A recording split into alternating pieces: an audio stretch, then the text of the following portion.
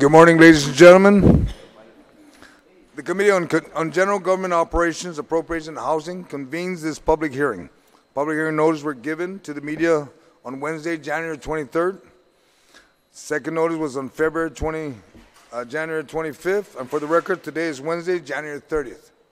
The committee will hear and accept testimonies reference to Mr. Edward Byrne for Director, Department of Administration. Term length is as the pleasure of the governor. Bill 1, introduced by Senator Regine Bescou-Lee, co-sponsored by Senator James Moylan, Speaker Tina Munoz-Barnes, and myself. An act to amend 9, 28, 29, 30, and 31, 32 of Section 26203 and to amend 26203.1 and to add a new item 37 of all of Article 2, Chapter 26, Title 11, Guam Code annotated, relative to increasing the benefit and gross income threshold of the Dave Santos Act. Also, Bill 4-34, introduced by myself, co-sponsored by Senator Jose Terlay, Senator Sabina Perez, and Senator Clint Rigel, an act to amend Section 24103 of Chapter 24 of Title 11, Guam Code annotated, relative to clarifying the additional tax levy on real property improvements valued at $1 million or more. And Bill 19, introduced by Senator James Moylan, an act to add Section 54102.1 of Article 1, Chapter 54 of Title 5, Guam Code annotated, relative to prohibiting the authorization of any withdrawal or transfer of cash or funds from the Territorial Highway Fund to the General Fund for any non-prescribed purpose, and to make sure such an act is a misdemeanor. Joining me this morning, as you can see, ladies and gentlemen, we got a pretty full house. From my immediate right would be Senator Therese Terlay. To her right would be Senator Sabina Perez. To her right would be the Committee on Rules, Senator Regina Bescou-Lee. And then to her right would be the Legislative Secretary, Senator Amanda Shelton. To my immediate left would be Senator Will Castro, the Minority Leader. To his left would be Senator Clint Rigel. And to his left would be Senator Jim Moylan. Could I have the sign-in sheet? For Mr. Burns, would you please come forward, sir? We would begin with you, Mr. Burns.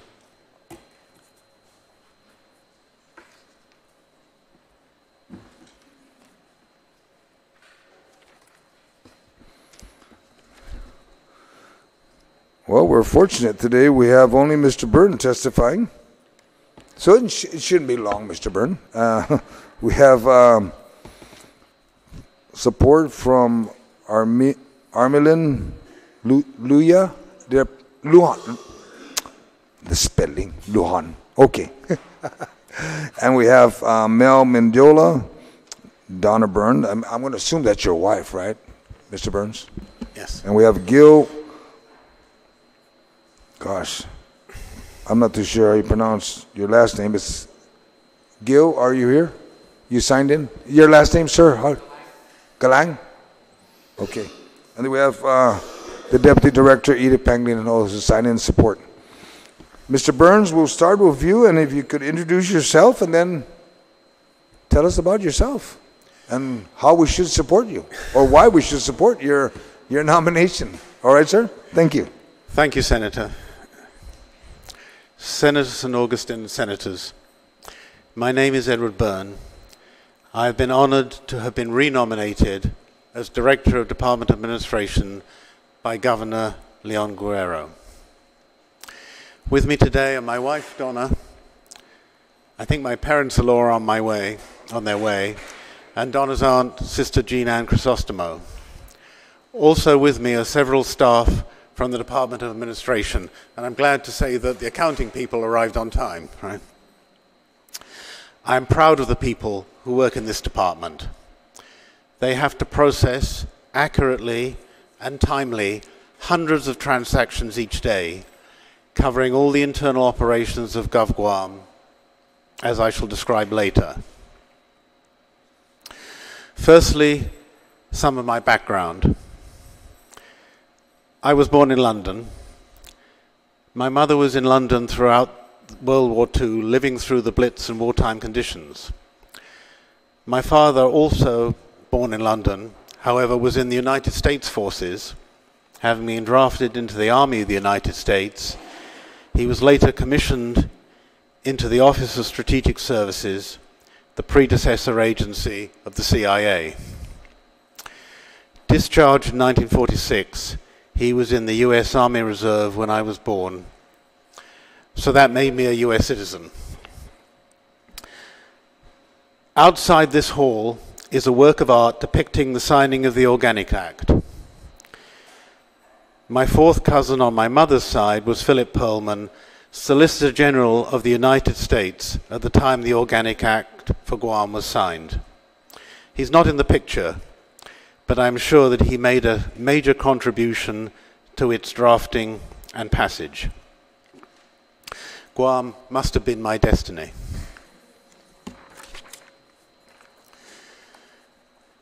Married for 25 years this August, Donna and I, with our 2 daughters, moved to Guam 4 years ago, having lived in Southern California. Previously, I had also lived in Chicago and New Jersey. Guam is now my home. We bought a house here and enjoy our life here. My accounting training started at Deloitte's in London after having graduated from the University of Bristol in the UK with an honours degree in Latin and Greek. After qualifying as a chartered accountant with the Institute of Chartered Accountants in England and Wales, I was appointed financial controller of the shipyard which builds, and still builds today, the nuclear submarine fleet for the Royal Navy. After 5 years, I was asked to become executive assistant to the chairman of British Shipbuilders, the government entity then owning the shipyards, both military and commercial. I then moved on to the team responsible for the privatization of the yards, selling them back to private industry in accordance with legislation introduced by the then Thatcher government. I moved back to the private sector with a position at Hawker Siddeley plc, a large listed public company with manufacturing and engineering interests. After a year with the head office in London, I finally moved to Chicago when they bought an electrical manufacturing company there. A 2-week due diligence assignment turned into 8 years, an 8 years posting, and eventually a move to New Jersey. Then moving to California, I worked for an accounting firm performing tax and audit services and qualified as a US certified public accountant. However, preferring financial management work, I worked for 3 years at a security firm as a CFO, and then 13 years as Chief Financial Officer of a construction company, with responsibility for finance, HR, cash management, and IT. All these activities matching the requirements of a DOA director. My final job in California before moving to Guam was a Chief Financial Officer of the Lorena family brands, a family-owned company manufacturing and marketing tortillas and tortilla chips nationally. They were actually national runner-up in the US Small Business Administration annual awards in 2012. My previous experience in Guam was as Assistant Chief Financial Officer at Guam Memorial Hospital Authority. The fiscal division there included accounting, business office, admissions, and medical records. Previous experience in financial management was more than relevant to GMHA, which, as everyone knows, is cash challenged. Control of cash is the most important function of a finance department, calling upon financial control, financial reporting, and financial responsibility.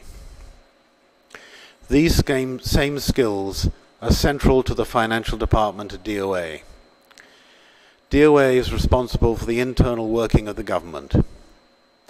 It performs the dual purpose of ensuring adherence to laws and regulations, but it is also a customer service department.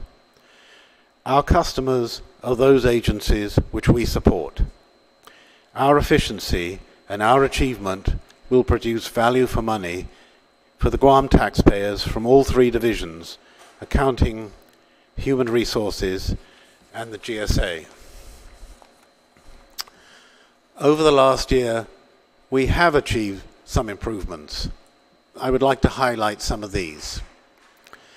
The fiscal year 2017 audited statements were completed on schedule to comply with legal and bond indenture requirements. A cash reporting and forecasting system was completed. We implemented procedures better to track hiring and terminations by line agencies. We implemented controls more accurately to identify general and special fund revenues and costs. We promoted improvements to the financial reporting system, which contributed to the favorable outlook reports by rating agencies and constructive dialogue with agencies and bondholders. And we advocated processes for reduction of paperwork and promotion of efficiencies. Incorporating in our plans for future improvements with the transition reports completed by the Governor's transition team, our future goals include planning and implementing an update to the financial management system. This is a long-standing issue. Enhancing financial reporting to introduce a streamlined reporting system which captures all transactions. Updating personnel rules and regulations and employee evaluation practices so that improvement, not error avoidance, is rewarded. Review procurement policies to align with regulation and demand. Introduce performance measures so that DOA and its staff can gauge and document improvements in customer service.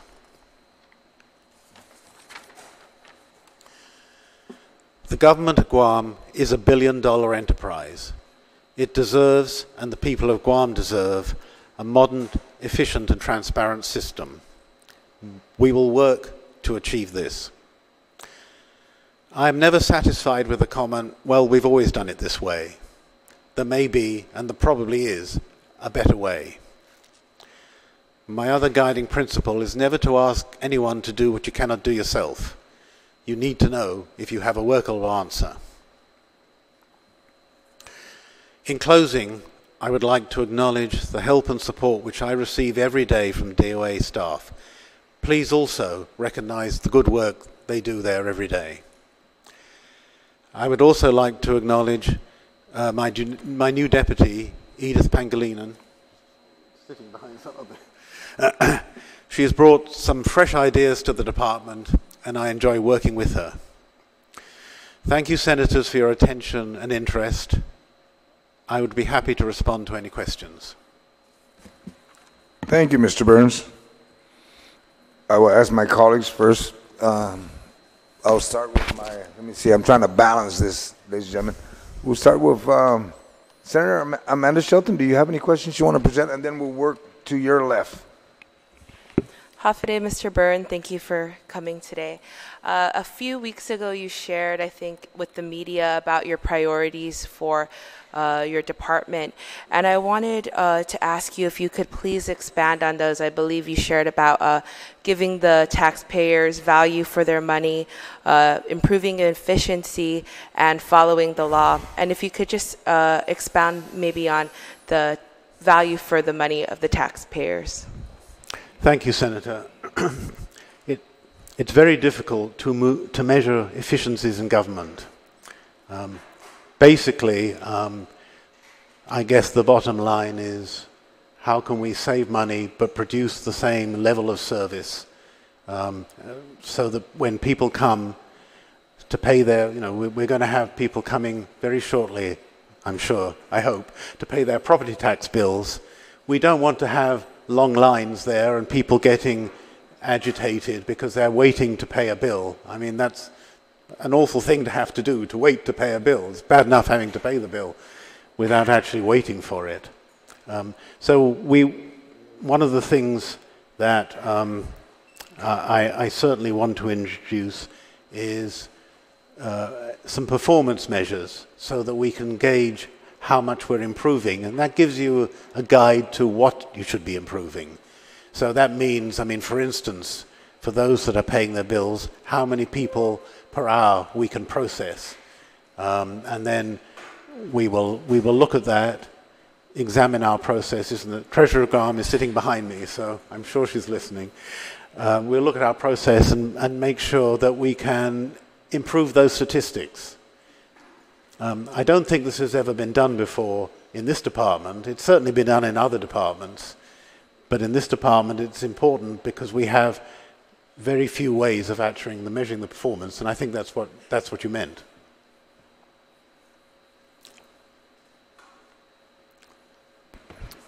Thank you, Senator. Senator Lee. Thank you, Mr. Chair, and Suzus Masi, Mr. Byrne, for accepting the governor's nomination. I want to also thank your family because I know they provide a lot of support to you, and I also want to thank you for thanking your team and for the work that they provide to the people of Guam and acknowledging their work. I wanted to first touch base with you and confirm, I know that there might have been an agreement prior that you would provide read-only access to bank accounts to the Office of Finance and Budget and to this legislature, so I wanted to just confirm if that's been done. Yes, we have provided access to OFB, to the AS400 system. Thank you very much. In addition, in your opening statement, you mentioned that, and I wanted to just follow up with you if you could provide for the committee a status on the review team's report on the new accounting system. When I arrived, thank you, Senator, it's a really important question. When I arrived at the department, I have to say I was somewhat surprised, maybe a little dismayed, that the system had been around for years and years and years. That provides stability, but it doesn't show much progression. And, you know, frankly, I thought I was stepping back like 30 years in my own training to what is basically a DOS-based system with difficulty in producing reports. Updating it is a huge process, and quite frankly, in the year that I was previously at the department, we didn't make the progress that I really wanted. But hopefully now we can take the matter apart, and I have been in discussions with OTEC and with the users, because it's the users behind me that really need to operate and be happy with the system, to try and update the whole system to give us this. We want better reporting, we want real-time transactions, and we want it to look like a modern system. You know, I hate to use, you know, an example, but like QuickBooks is a good example. You press a button and up comes a balance sheet. We can't do that, but we need to be able to do that. Thank you. Thank you, Mr. Byrne. I'm glad that you also brought up OTEC because that's an agency that's under my purview, under my oversight. And I had written a letter in January of 2018 to then Director Beletu, and I followed up with the March 2018 letter to you with regard to software improvements and updates, including the AS400 system. And so it's my understanding that there were conversations then in Director Beletu's time that there's potential grant funding through Department of Interior to be able to assist us in identifying a new system that could help us to take a look at AS400, take a look at what parts of that system is still serving us and serving us well, and what parts of that system might need to be phased out in favor of new technology. As we know, AS400 is probably as old as I am. So I just want to make sure that we're taking advantage of what's out there in terms of technology and ensuring that we are efficient and able to communicate and not having our agencies siloed and just making the overall government of Guam structure much more efficient. So I want to thank you in advance for helping us to move in that direction, for working very closely with OTEC in your continued service. And I just want to thank you very much for responding to the governor's call. Thank you, Senator Senator. Masi. Thank you. Senator Paris. Good morning, Mr. Byrne. Good morning. First of all, I want to thank you for your willingness to serve as Director for Department of Administration during these challenging times. One of the key factors in regaining public trust is nominating people who are qualified, experience, and have the judgment to protect the public trust. And I'm talking specifically about the E911 funds. And it's promising to hear that you're working to reform the operations of the Department of Administration by increasing efficiency. So one of the things, as a chair person for the Department of Revenue and Taxation and Procurement, I'm interested to hear your role in increasing connectivity with Department of Revenue and Taxation. That's one of my questions. Thank you, Senator. I've been privileged to work for the last few days with the new acting director of DRT. We've already had several meetings to try and align our interests, and I think we're going to have another one later this week. Actually collecting taxes is the responsibility of DRT, but obviously DOA uses the funds that it collects, and it wants DRT to collect as much funding as possible so that all the liabilities that DOA has to pay can be paid. The current system of revenue recording was separated by legislation several years ago. However, again, with OTEC, we have made some strides to putting the two systems back together so they say the same thing. At this moment, for instance, if we collect money on a Monday, DRT reports that money on a Monday, but very often it doesn't get back to DOA until a Tuesday, and it's not then reported by our system until Wednesday. We're making strides to align the two systems so that doesn't happen, because it produces a misunderstanding of how much money we actually do have and how much money we have collected. Obviously, we want all our records to be up to date because that's the best way of controlling them. Okay, so another question that I have is the bad debts. There's this practice I hear in government where if money is not there, it gets written off. What is your position, or what is your understanding of that, and your position on that practice? Bad debts that are, well, tax bad debts are a matter for DRT to control. We had a meeting, we've had two meetings so far already on the collection of bounce checks where taxpayers paid taxes but the check was not honored by their banking institution. We actually have collected over that. I got some statistics from, we have one person in the department responsible for pursuing those checks.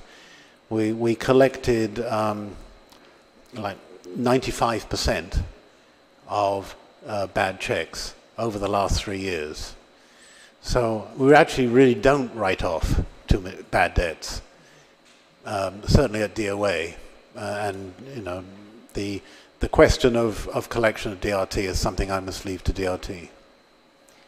Another question that I have is, what measures do you have to improve the hiring process? Well, we hiring actually, you know, over the last few weeks, we've been engaged in a number of hiring initiatives.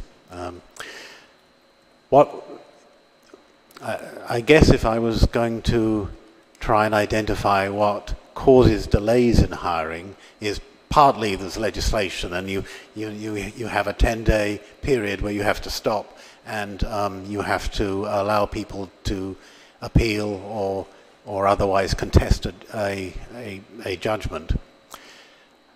The first thing we're going to do is streamline the evaluations. When someone applies to Government of Guam, they fill out an application and HR processes the application and scores it against the job that's being applied for. I think we can simplify that process, and I think we can speed up that process, and that will certainly help with the whole hiring, the hiring cycle. Law enforcement requires a more rigorous hiring process, and there are mental and physical tests involved, and people have to be scheduled to do that. And they're designed to weed people out, and that's what they do. I mean, it reduces it by like 40%. And then those names are passed on to the hiring departments. So some delay is inevitable, but we're going to do everything we can, especially at the front end.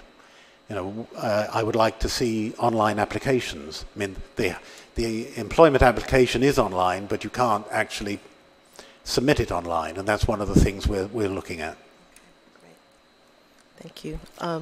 Another question that I have is, what procedures are in place to ensure that due diligence is followed to make sure that reserve funds stay in reserve and not transferred to the general fund? Senator, you mean special funds, not reserve? Special funds. Yeah, sorry, special funds. We spend a lot of time, because it's a high-profile matter, obviously, over the last few months, trying to better identify how special funds are collected, how they're reserved, as you say, and what costs are properly charged to those special funds. Let me say right from the beginning that if a special fund is spent, then the money is spent on that purpose and it's not sitting around. What tends to cause a problem is if the money is sitting in a special fund and it's not spent. And that kind of defeats the object of a special fund that has a designed purpose. The Treasurer of Guam is charged with better identifying funds as they arrive, and we've already started that process.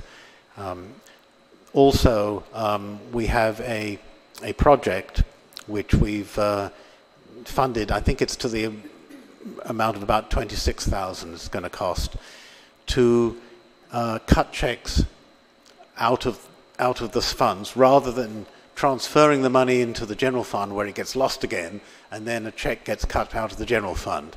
We're going to have check imaging processing which will allow us to print checks with different bank accounts on blank stock. And that also on laser printers, which is a much more efficient process. And that project has already started, and we should be done, I think, I don't know where the people are that are doing that, but I think it's going to be 2 or 3 months before we get to the end of that project. Okay, just the last question.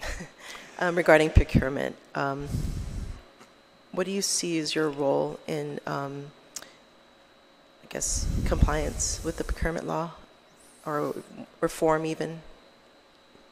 Well, the new legislation that was passed by the 34th legislature better defined the Department of Administration and in the person of the director role in managing the GSA. The Chief Purchasing Officer is solely responsible for decisions regarding purchasing. So it's her decision or her staff's decision where purchases are made and how they're made. But the new legislation made it quite clear that DOA and the director of the DOA is responsible for managing that department. And since the legislation was passed, which was late in the last legislature, we've had lots of meetings and we've had many discussions about how we can better achieve that. Yesterday, the deputy and I were down at GSA, and we walked right through both the offices and the warehouses, and we have some ideas about how to improve that process too. Thank you for your service in answering the questions. Thank you, Senator. Senator Chile. Good morning, Mr. Byrne. Morning, Senator. And good morning to your family and the employees at DOA. Welcome. And I agree with Mr. Byrne on commending you for your work at DOA. We have seen improvement. And as to your confirmation, Mr. Byrne, we were here in April to confirm you for this position, and I remember asking you some questions back then. And I'm glad to see that some of those concerns were, as you promised, addressed. For example, the sharing of the information with OFB, so that we at the legislature could also get timely information and make our decisions based on that. And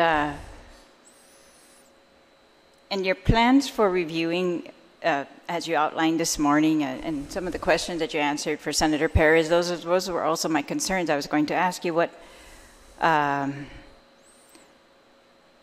one of the issues that was brought up in April was the delay in hiring, or at least to the public, it was a very, and to the agencies, a perceived delay in hiring. And yes, you've explained many instances where that delay is unavoidable. And I think the staff also explains that to us when we ask them for more details. But yes, but I am anxious for you to continue to work on that, and because it continues to be brought up, at least with all the agencies that I'm working with, that remains one of their concerns. And same with procurement. So I'm glad that we are seeing we are going to see some detailed review of the procurement process and maybe a little bit different management, but I also understand that there's a lot of challenges that the procurement division is facing with agencies, and so I'm hoping that you can overcome that with additional training of procurement officers that are in the agencies and writing up the specs, and so that we can, that process that goes, I think there's a lot of back and forth between GSA and agencies because of the specs that are written, and whether they're compliant or not, or whether they are, yes, as good as they could be, I think. And that's really the key as to how the government of Guam is going to get value. So I'm hoping that you will take a good look at also how the specs are being written, because a lot of those are not being done in GSA, but I think GSA could have a big impact on how that is being done out in the agencies to get more value for the government of Guam. I wanted to also commend you for, in your service as the Director of the Department of Administration. I have found you to be very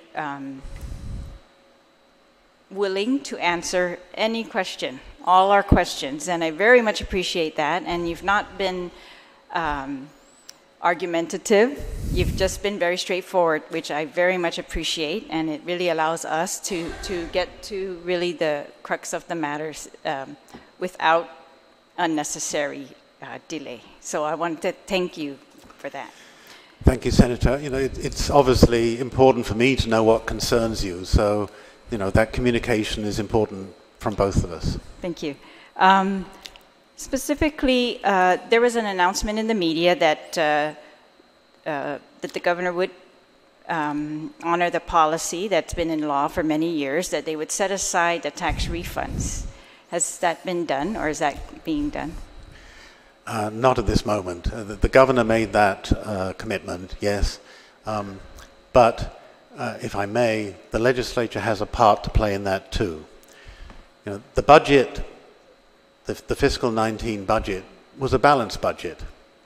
And if you look at the revenues, and these are the tax revenues that I think you were talking about, all those revenues are spent. They're all appropriated, and that doesn't leave anything to be set aside. So hopefully the governor and DRT and DOA will work with the legislature to try and resolve that particular issue. So, because you know, with a balanced budget, you're never going to have a surplus. You're just going to have a balanced budget. So I look forward to working more closely on that with the legislature. All right, thank you. I'm going to look also, because I thought that the budget did provide for a set aside, maybe, yeah, that it always has a provision for set aside of tax refunds. But we'll double check and work with you because, yes, I'm anxious that that be implemented. And about the special fund transfers, I'm glad for the programs that you're implementing to keep a better eye on those special funds versus the general funds. And have there been any special fund transfers during FY 2019 that were not authorized by law? No. Right. The issue that caused all the concern, in particular with the 911 fund, and to some extent it affected other funds too, was the requirement for permanent transfers.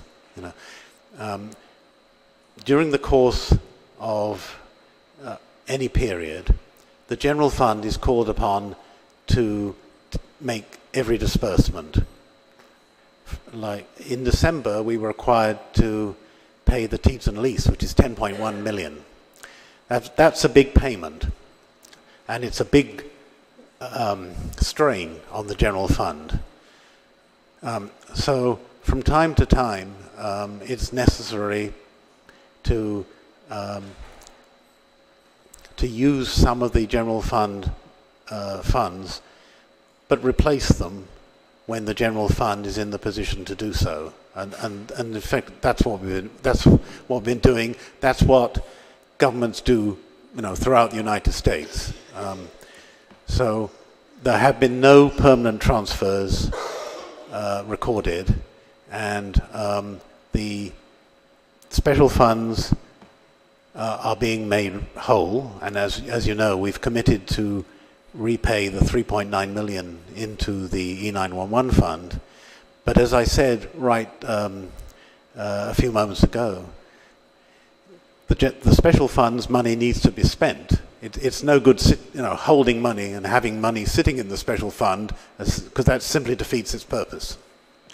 And if it's spent, then it can't be transferred. Sure. And I think that the sharing of information is really going to assist us in better appropriating those special funds as intended. That's the key, is that they will be appropriated consistent with their purpose and not for completely unrelated purposes, despite the cash crunch that the government might be in.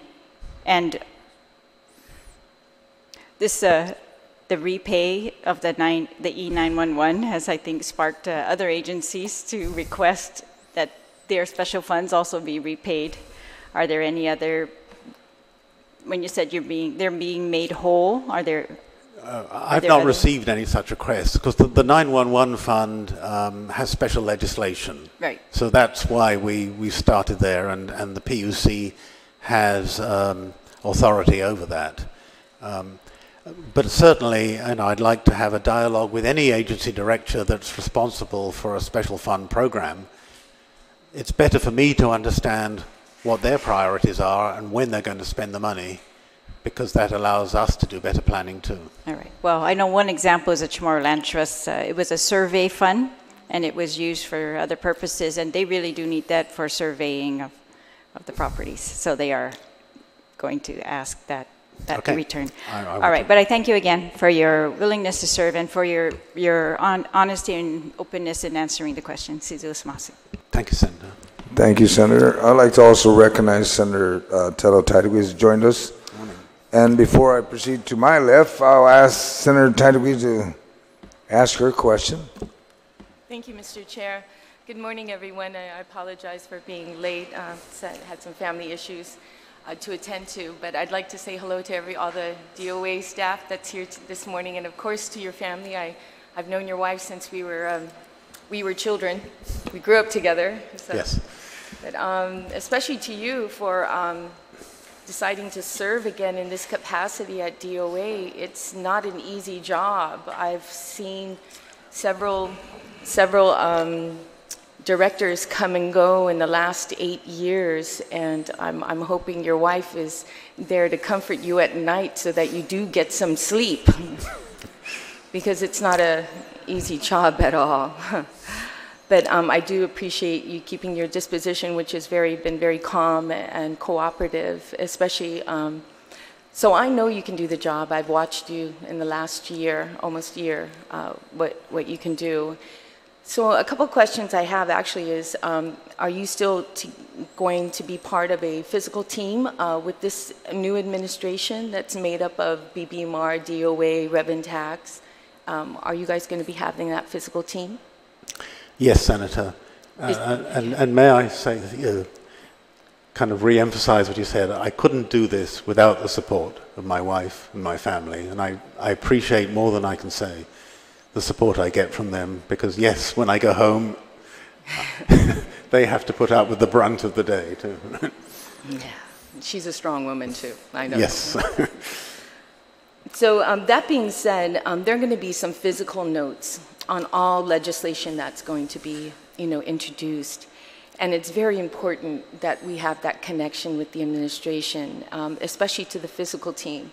Not only is BBMAR giving us a physical note saying that there's going to be an impact to the general fund, but there's never been anything adding to that physical note, like if this bill should pass, what areas are going to suffer?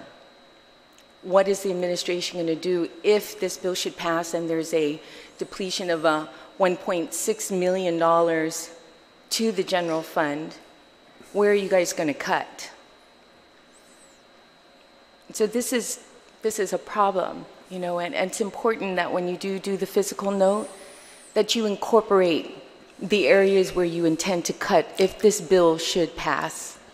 Okay? Okay, Senator, the fiscal note is a responsibility of BBMR, but he's Mr. Carlson's sitting behind me, and I'm sure he'll take note of what you just said. Okay. No, but anyways, I'm just putting that out there, as part of your position. Yes. Into DOA, and that I'm hoping that you do that as well, or at least let them know that it's going to hurt the general fund.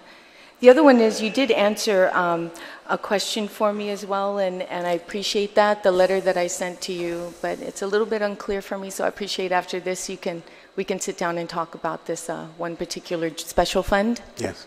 If it was created or not, because in your letter it didn't say that, but I appreciate after that. Certainly, Senator. Okay, and good luck to you, and I greatly appreciate you and your families willing to serve, because it's not just you, it's your family too as well doing this. Yes, thank you. They should be sitting here. Thank you. Okay. Thank you, Mr. Thank you. Chair. We will now proceed to Senator Jim Moylan for questions. Okay. Morning, Mr. Byrne. Morning, Senator.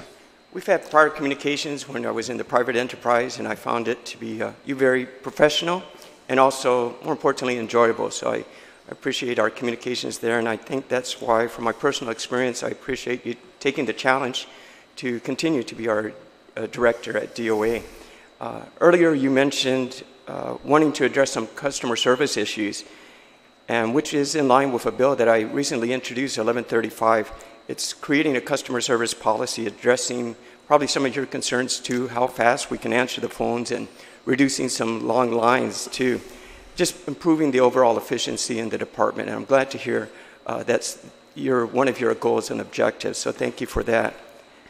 There's another bill up for discussion today also, which I introduced, is 1935, and it's prohibiting unauthorized withdrawal or transfers of funds for what is not supposed to be used, and it's kind of in line with Senator Paris and Senator Talahi were mentioning as well, and you answered that pretty good too. So this bill is looking at making it a misdemeanor if that does happen too. But I can see where your heart is and what you wanted to do, and I think we can work together on that. But overall, we want to make sure that those funds are spent properly and for what is overall meant to be. So from what I'm understanding to you, we'll make sure to spend the money. All right? Okay. Yes, yes. With that all said, in my experience I've had with you, I am really looking forward to DOE being the transparent department that it can be, and especially under your direction. So thank you for wanting to serve the people of Guam. Thank you, Senator. Thank you, Senator. Senator Rizal. Good morning, Mr. Byrne. Morning, Congratulations on your nomination. Thank you. So I understand that you have committed to returning the $3.9 million to the E911 fund, correct? Yes, the governor has. The governor that. mentioned that you've committed to make that happen. Are you going to be able to do that? And if so, where will the money come from? And will it negatively impact or cause shortfalls in other areas of the government? Well, the money must come from the general fund. That's where all the money comes from, basically. Because if, as everybody has been pointing out today, if it comes from anywhere else, it would have to come from another special fund, and that would defeat the purpose that we're trying to achieve. Is it going to affect some activity or some payment? Yes, it might. As you know, the budget's a budget, and the revenue part of the budget is an estimate. Can we get that right within 10%? Probably. Can we get that right or accurate to 1 or 2%, which is what the 4 million would be?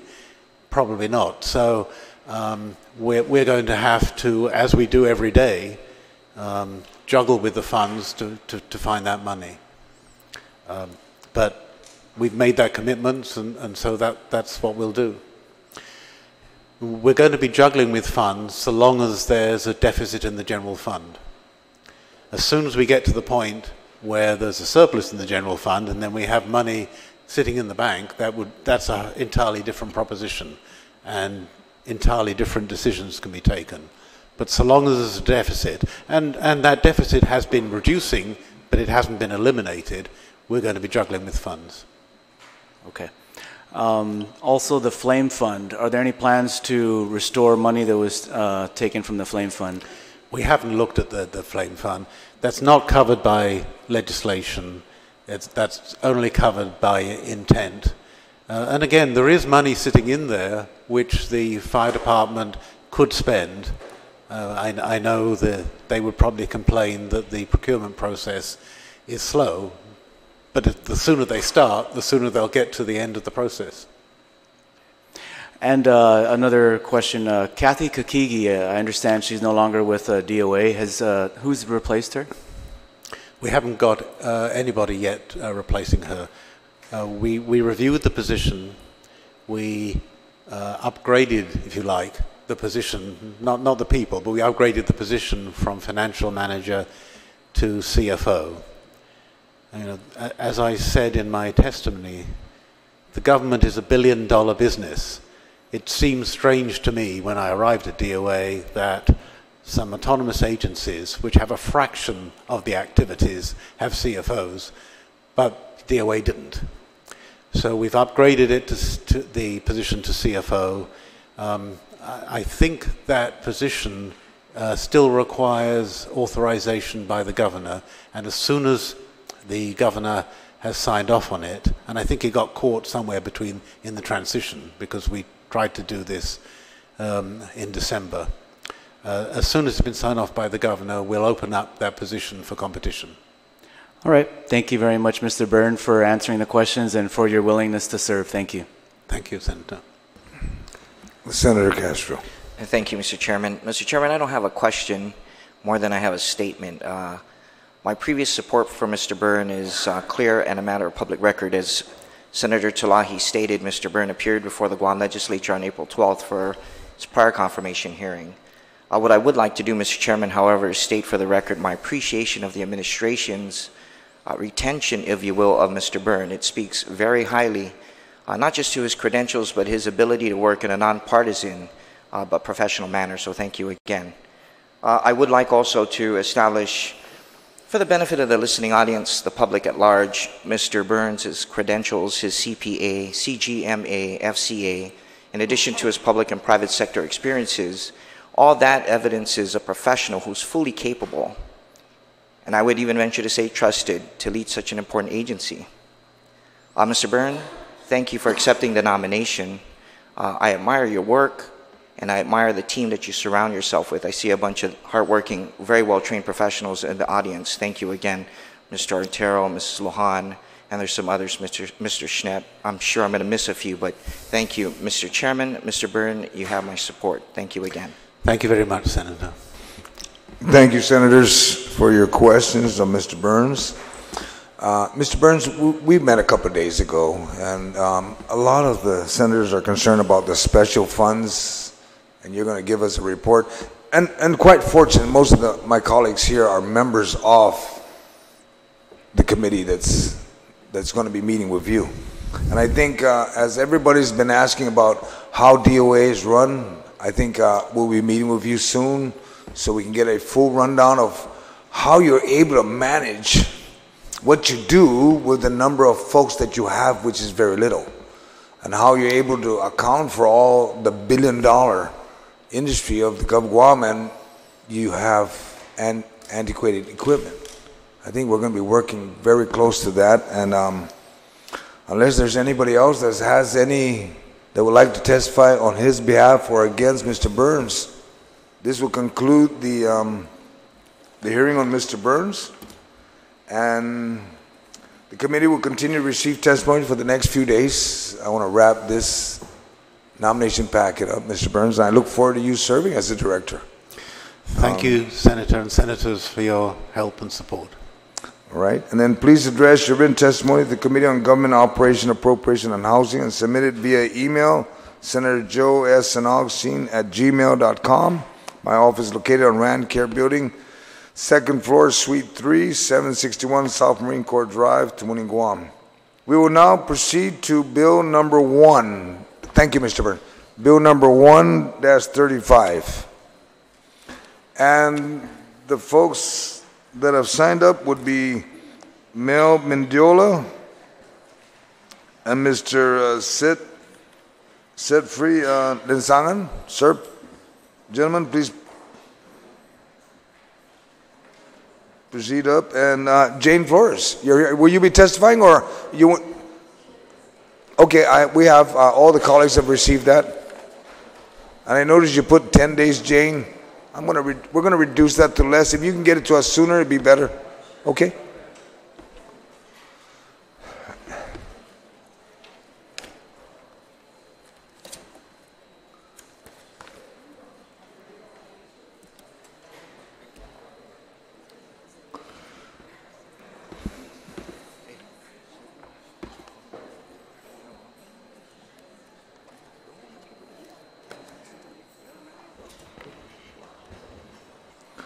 Ladies and gentlemen, the committee will continue on now with Bill number 1-35, introduced by Senator Regine Besco-Lee.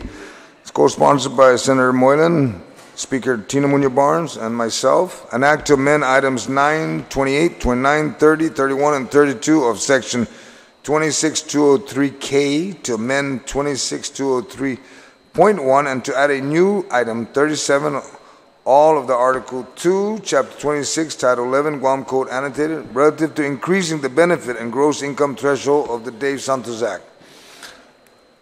General rules for the public hearing is the conduct of this public hearing shall be as follows. Those testifying will be recognized in the order of sign up on the sheet. We will start with Mr. Mendiola and then Mr. Lensan. Written testimony may be read. Lengthy written testimony should be summarized to about 5 minutes. Written testimony shall be submitted to the committee. Please provide our legislative staff with your written testimony for photocopying. I remind all testimonies, keep it within 5 minutes, okay? Because you should be able to summarize this. Testimony shall be confined to the substance. We're talking about Bill 1. To ask my colleagues, do not talk about any other bill. We'll get to that bill when it comes up. Let's stick to the bill so we can move along. Persons will be allowed to present oral testimony once. Once you're done, you may be asked to remain in the room for questions or for additional testimony as may be desired by members of the panel. I would ask the author of the bill, Senator Lee, to please make your opening statement. Thank you. Sidus Masi, Mr. Chair, I want to begin by thanking you for agreeing to hear this bill. I would also like to thank my colleagues who have co-sponsored this piece of legislation to help our island's small businesses, namely Speaker Barnes, Senator Moylan, and you, Mr. Chair. I would like to thank our stakeholders as well for their support of this bill and those who are with us this morning to provide testimony. Bill number 1-35 LS is the first measure introduced in the 35th Guam Legislature. and comes on the heels of a recent economic forecast predicting negative growth in Guam for 2019.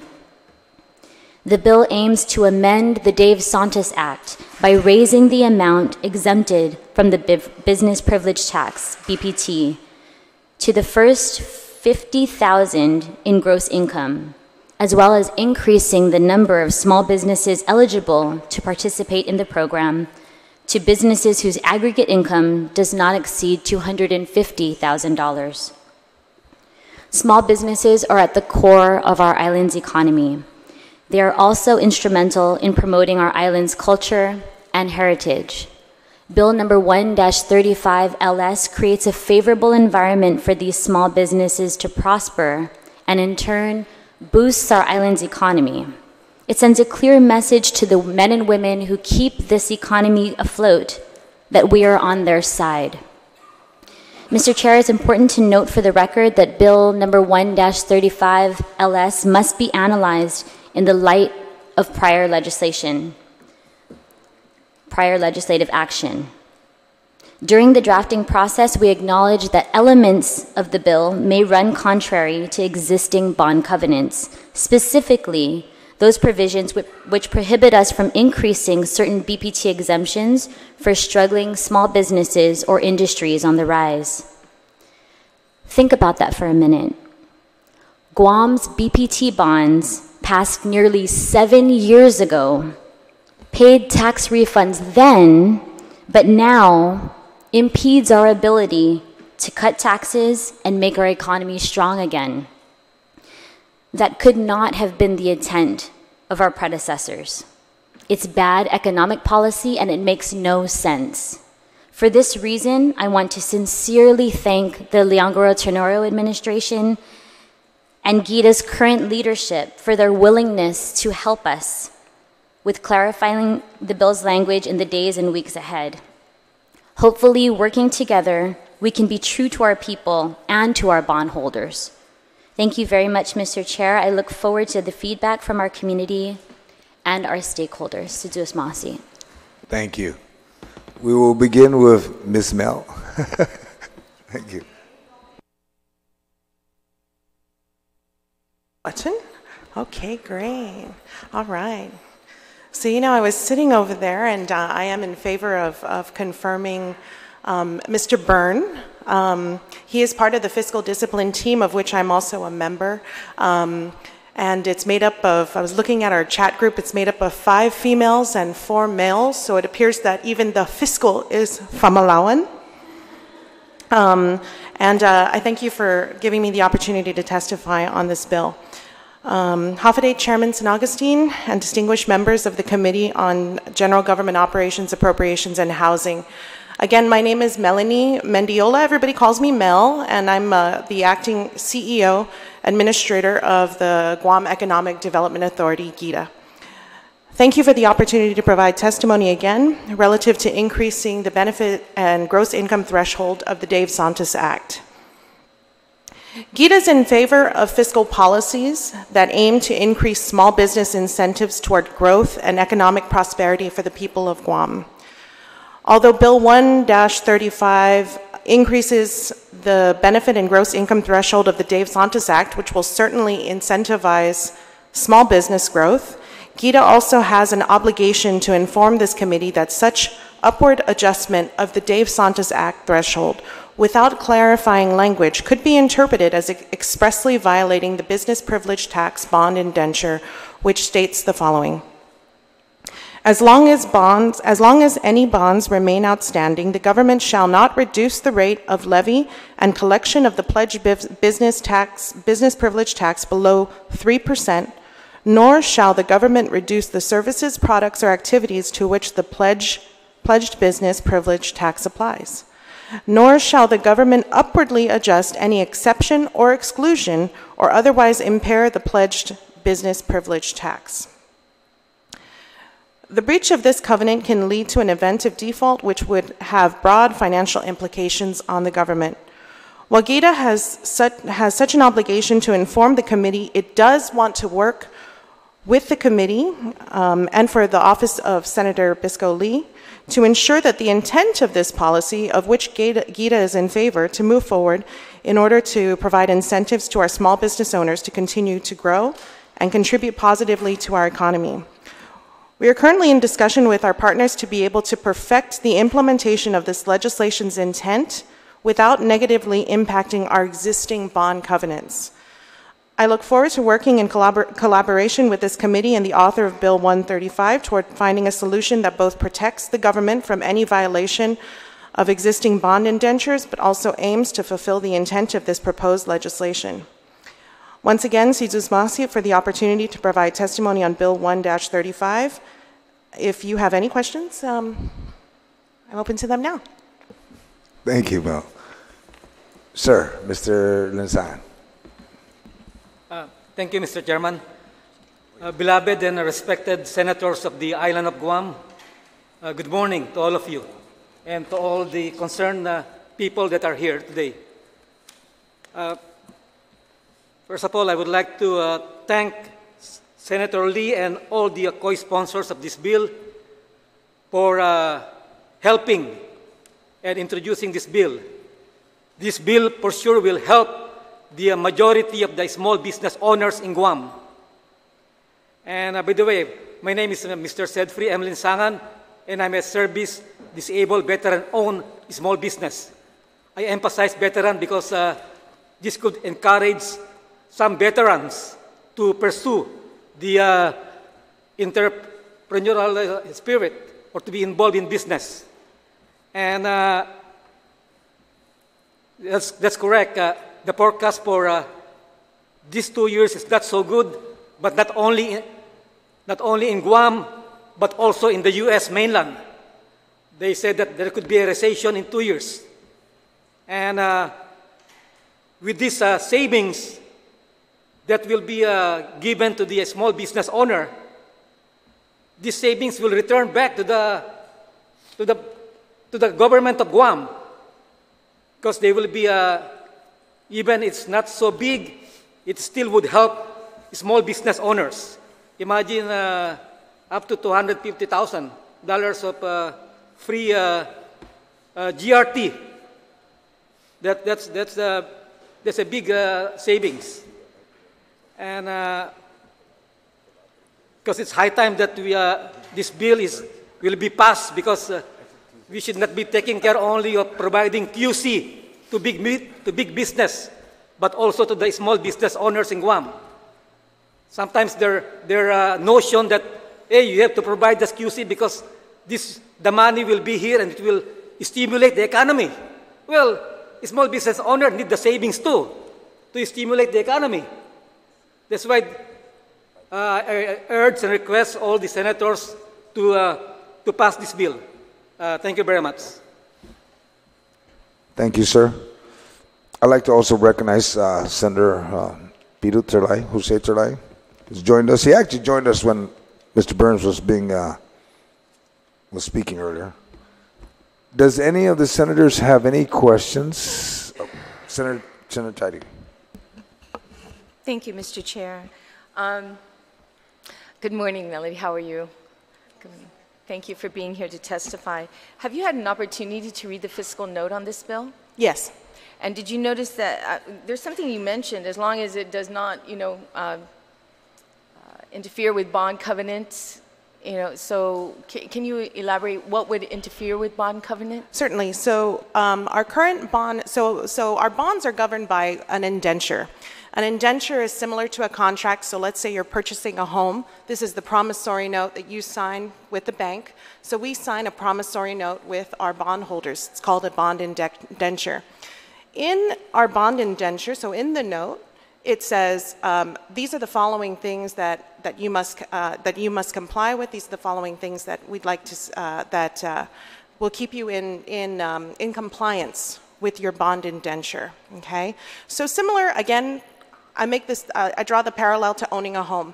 A lot of people don't know, but if you do some kind of major renovation on your home, you're supposed to get that approved by the bank. But a lot of us don't, because we say, when's the bank going to come and check?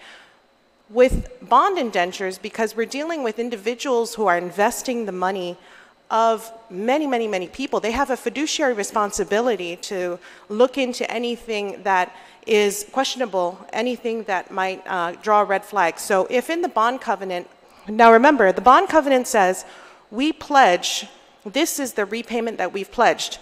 If you've secured a car, you're not supposed to sell that car. If you've secured a house, you're not supposed to sell that house. If you've secured GRT tax revenue or BPT revenue, then you're not supposed to lower it. That is what the bond indenture ultimately sums up. So what we're sharing, what Gita is interested in doing, and again, might I say that we are very much in favor of, we really like this bill, and especially because of its impact on small businesses. Small businesses are the #1 job creator. They're the #1, when you introduce capital into our island, when you introduce jobs into our island, whether it's organic growth or from the outside, that is what stimulates our economy. We are in favor of the legislation. We just believe that there needs to be language change so that it does comply with our bond indenture, so that our investors don't get nervous. So this, in other words, thank you for that explanation. Sure. But does this impact the bond indenture, taking funding out of the BPT? This is coming from BPT money. And It's not the amount. It's not the materiality of the amount. Okay, it's the actual act of the issuing the exemption. Okay, so you do know there's like a $1.6 million impact to the general fund, correct? Correct. And you know that it's going to have to come from somewhere. Something is going to have to, give. We're going to have to take away from something in order to cover this. According to the fiscal note, I think it's 1.3 or 1.6. We're comparing differences between 1.3. 1.3. And No, I think 1.6. and I think that that's something that we're very very much willing to explore with Senator Lee and with the committee, as far as figuring out how to, when you're talking about the 1.6, maybe I should clarify 1.3. When you're talking about the 1.3, are you saying is that a good thing? Well, somebody's going to have to suffer, because we're no longer getting that in the general fund, the 1.3 that's been estimated. So I was just wondering how Gita felt about that. I think to a certain extent we have to, I think it's understanding the way an economic multiplier works. When you take away, when a business is no longer, okay, so in my initial research, and I'm not a mathematician or an accountant or a lawyer, but I'll share a little bit about some of the initial investigations that I did about the bill. If you look at the fiscal note and you divide the aggregate tax impact by the number of businesses, even if that number, let's say that number is estimating on the low side, okay? What you're looking at is, by and large, the average is a lot closer to the $50,000 threshold than it is to the $250,000 threshold. So what that means is, for the most part, of the 800 or so businesses that are impacted per the fiscal note, of the 800 or so businesses that are impacted, the majority of them are likely right around the $50,000 to $75,000 mark. Now, for anyone who's ever operated a business, $50,000 to $75,000 tends to be owner-operated, mom and pop, maybe a weekend type of a very robust weekend operation, so a regular, flea market seller, maybe somebody who does bookkeeping in their home.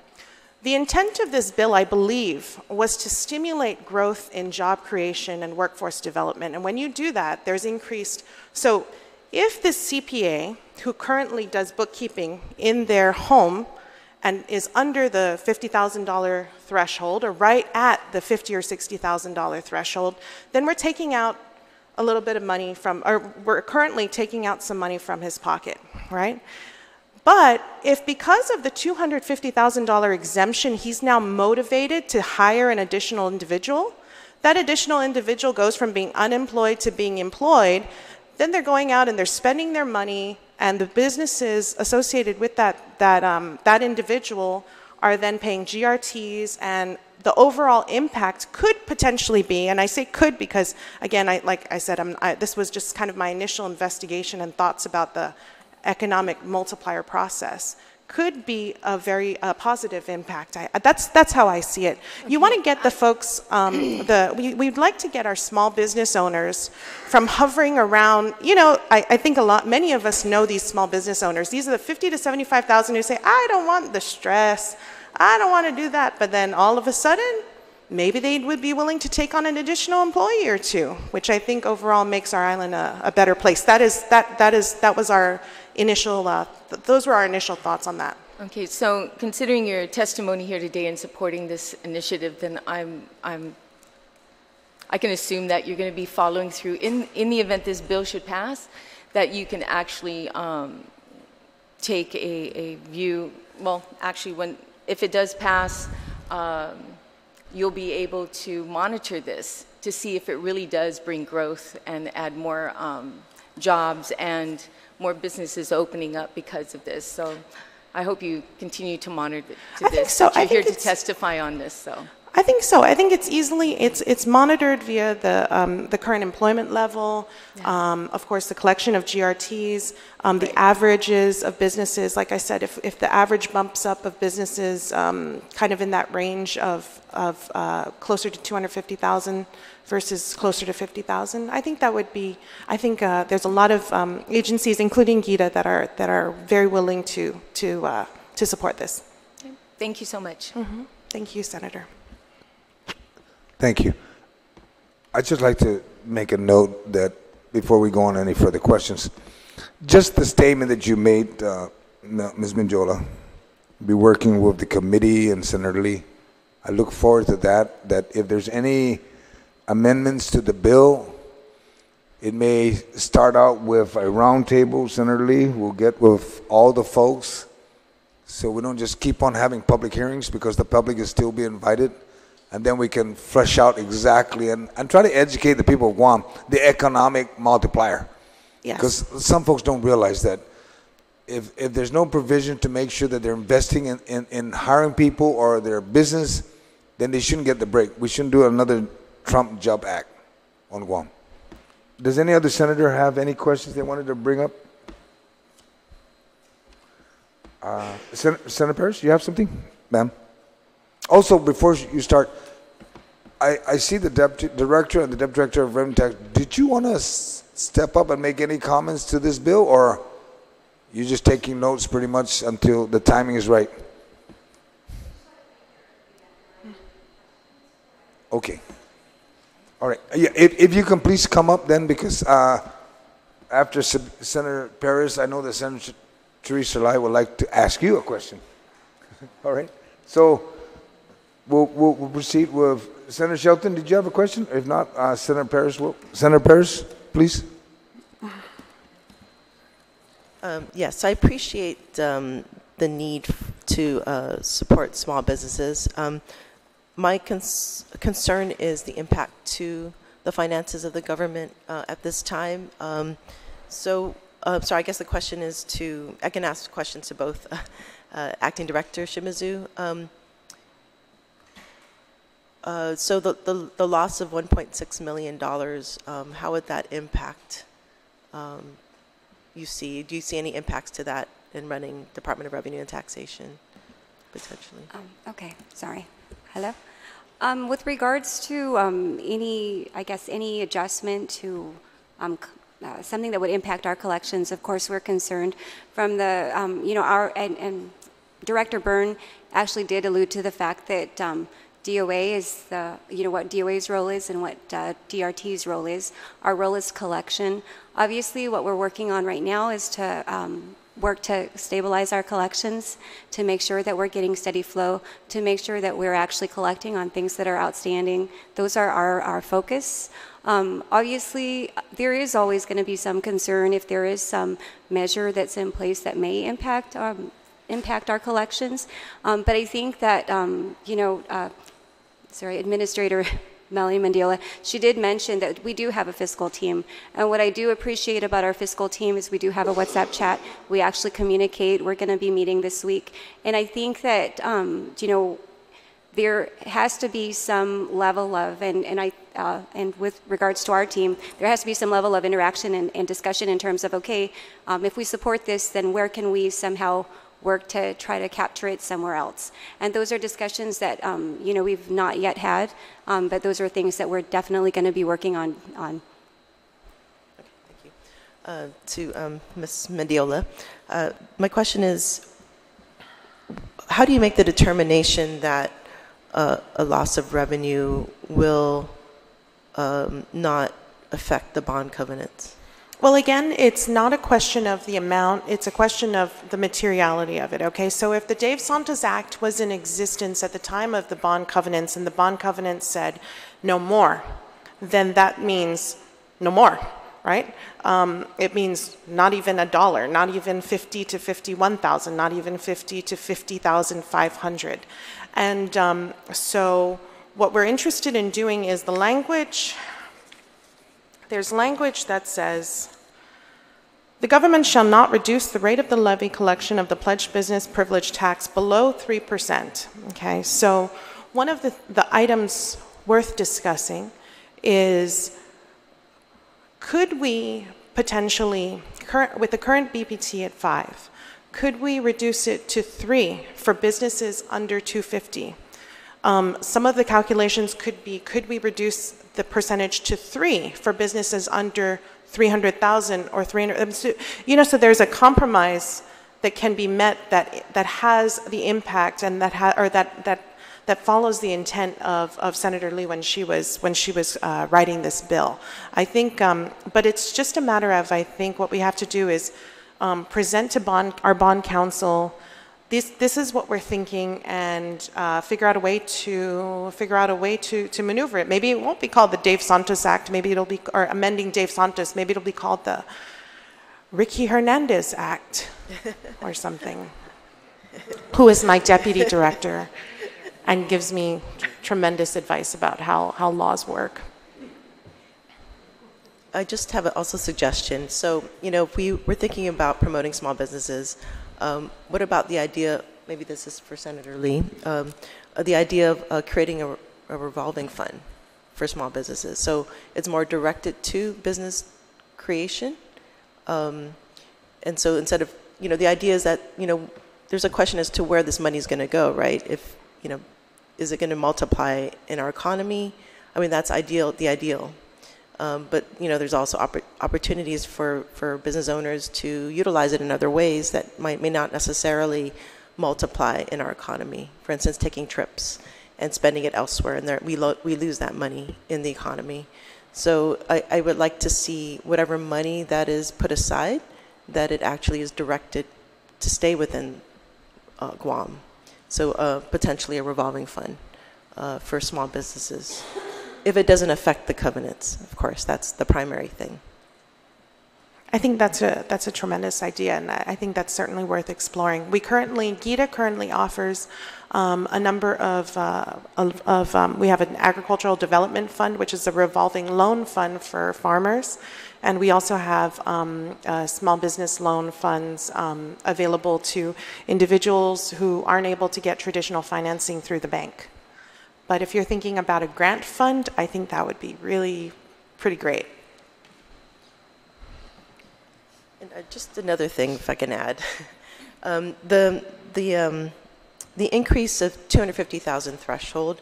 I guess you were saying that maybe it would incorporate more small businesses, but I feel like small businesses there's a wide range of them, right? From single proprietorship, sole Sure. proprietorship, to have a service industry.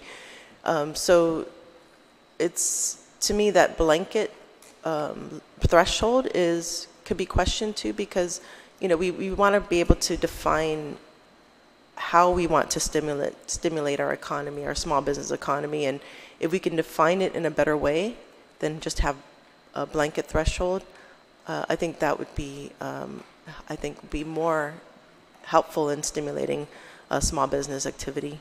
I think that's a very astute observation. I think that if you were to separate by occupation, wage class, occupation kind of title, or business, what category they fall under.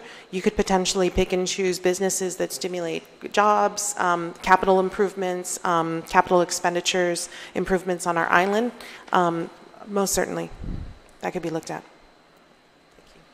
Thank you. Thank you. Any senators to my left? Senator Terlai, you have any questions you want to ask? Or as a matter of fact, why don't we go ahead and proceed further with all the testimony before we start asking questions, because I think Ms. Mendiola, you're done on your testimony. We'll proceed with Mr. Linsangan, and then we'll start the questioning. Okay? You're done. You're done. Nothing else. Okay, then, Senator Terlai.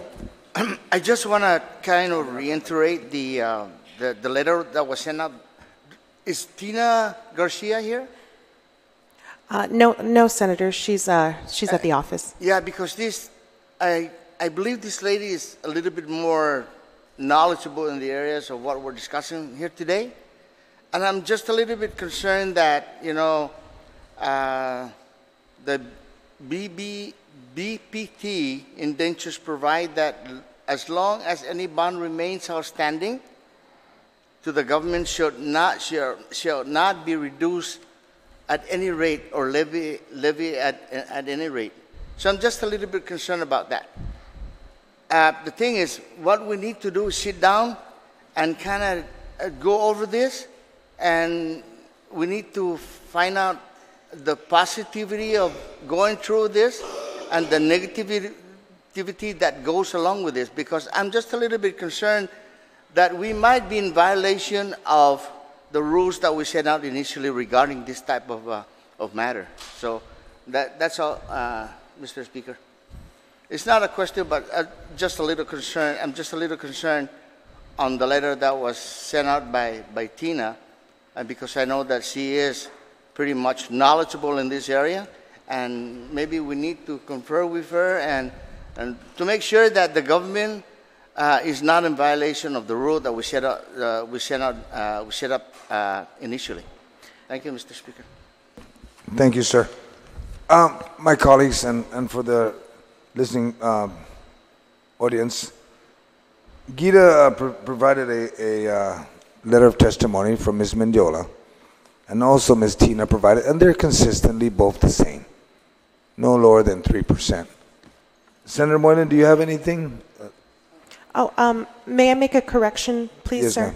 ma'am. The letter I believe we provided was actually addressed to Tina, who is in charge of our Public Finance Division, and it is from ORIC, John Wang, who is the attorney working on, he's our bond counsel. Okay, so, but it's pretty much the same, the 3% you talked about. Yes, sir. Okay, Senator Moylan. Thank you, Mr. Speaker. Thank you for your testimonies. Mel, I enjoy your clarification there. You're pretty clear on what you're having to say, and I really like what you're saying, that the small business is the #1 job creator. I think you're perfect for your position. I'm looking forward to working with you in the long term as well. Thank you, Senator. I'm happy that you want to explore this bill further, and I think it can eventually become law. If there's some things that you address that can strengthen the bill itself, that would be really nice. There was a report, I'm sure you're familiar with it, that the University of Guam put out from the Regional Center of Public Policy by Professor Ruan, rather. And she emphasized the importance of strengthening local business and building our local entrepreneurs. I think this bill will be very helpful in doing that, and doing so by helping the small business people, like what we heard testimony for. I thought that was very interesting that you're reducing the business privilege tax for certain small businesses. I'd like to explore that further with you. I think it's really important that we do focus on small business and helping them develop, because that's going to be our backbone. Things could happen in our economy and the federal government, things could change. Tourism market could change, but if we really focus on our small business, and I'm glad you're in your position to really help us out in doing that, I think we can be a better island and a stronger for the people of Guam. So thank you so much for your testimony. Thank you, Senator. Thank you. Senator Rizal. I have a question for Acting Director of GRT Shimizu. The current tax exemptions, are they per business license or per taxpayer? They're, as I understand it, they're per GRT account. And so you can have multiple business licenses, but you may have one GRT account. So it depends on how you file your GRT returns. Okay, thank you. You're welcome. Thank you. Senator Castro, you have anything? I'll now proceed to the senator. Who? No, yeah. Don't worry. She's I was if anybody wants to ask again another round, but we'll start. Everybody gets one round, and then we'll get back to the second round. Senator Terlai. Thank you very much. Thank you all for your testimony today, and thank you also, Mr. Mizzou, for stepping up for questions. I appreciate that. So I agree with you, Melanie, and Gita's position that this bill will stimulating small business is going to help us diversify and insulate our economy. Of course, it puts a big burden, a more burden on Department of Revenue and Taxation, because we're looking at you to make up not just for the current FY19 budget appropriations, the revenue that is needed, but also now revenue that is needed to repay funds that money was taken from, to make up for the $10 million in matching funds that we need to come up with for Medicaid at a minimum, perhaps things at the hospital, all kinds of things that this just adds to that pressure. I'm wondering if revenue and taxation, I know that a big part of your plan is a collection strategy, and I'm wondering when that would be, you would be able to share that with the legislature. I guess, because I would like to know, in considering this bill, how effective is that going to be, and when is that going to be effective for 2019 collections, and in order to impact our revenue that this bill might also impact. Okay, thanks, Senator. With regards to collections, we've actually already begun to work on addressing our collection efforts, and I personally actually am involved directly with our collections team to review our collections process, to determine how we can perhaps improve it. And so those are things that I'm actively working on. We've also been very fortunate to have support from the governor and the lieutenant governor and the office of the attorney general, who are actively, we have actually met with, I think that probably have met with the attorney general himself maybe like 6 times already. And so their team has actually, they've actually assigned a team to us, and they're assisting us in our efforts. And so, we are working on to develop a plan so that way we can collect on outstanding taxes. One thing that we've done, and I'm proud of our team, when I came in the first week, I met with our collections supervisor, our revenue officers, and our administrators, and they took it upon themselves to try to formulate some at least initial plans on how to collect. Our supervisor actually, in the second week that I was at the Rev and Tax, began to have our revenue officers actually go out and pound the pavement and to visit some of our taxpayers. So outside of just doing the calls at the office, they've actually gone out, and they've been going out twice a week. I've actually received calls from some taxpayers, which tells me that they're actually, touching our taxpayers. And when we were going out, of course, the other thing that we've had happen was, and our deputy can share, we've met with many taxpayers who have actually come forward because they want to comply. And I want to share with our legislative body and how grateful we are for those people who have come out, because although we are enforcement, we really do want to make sure that we're working with our people. I think, I'm very glad that Gita is actually going to be working on economic growth, and they're focusing on that, because I think that's something that's very important. But again, in terms of the actual details of our plan, perhaps that's something I can share as well after I've also I can share as well. But initially, right now, we're really just working to assess and evaluate. But we have already begun to go out and visit our taxpayers, and that's one big difference in some of the efforts that we've been undertaking. All right. And do you have an amount that your goal, as a goal, that, I guess I just want to know, now that you've been at the job, if it's consistent with the numbers that have been put in the media. Right. So one thing that I think, with regards to the data, and I think that Director Byrne, did talk a little bit about our systems and limitations in our systems.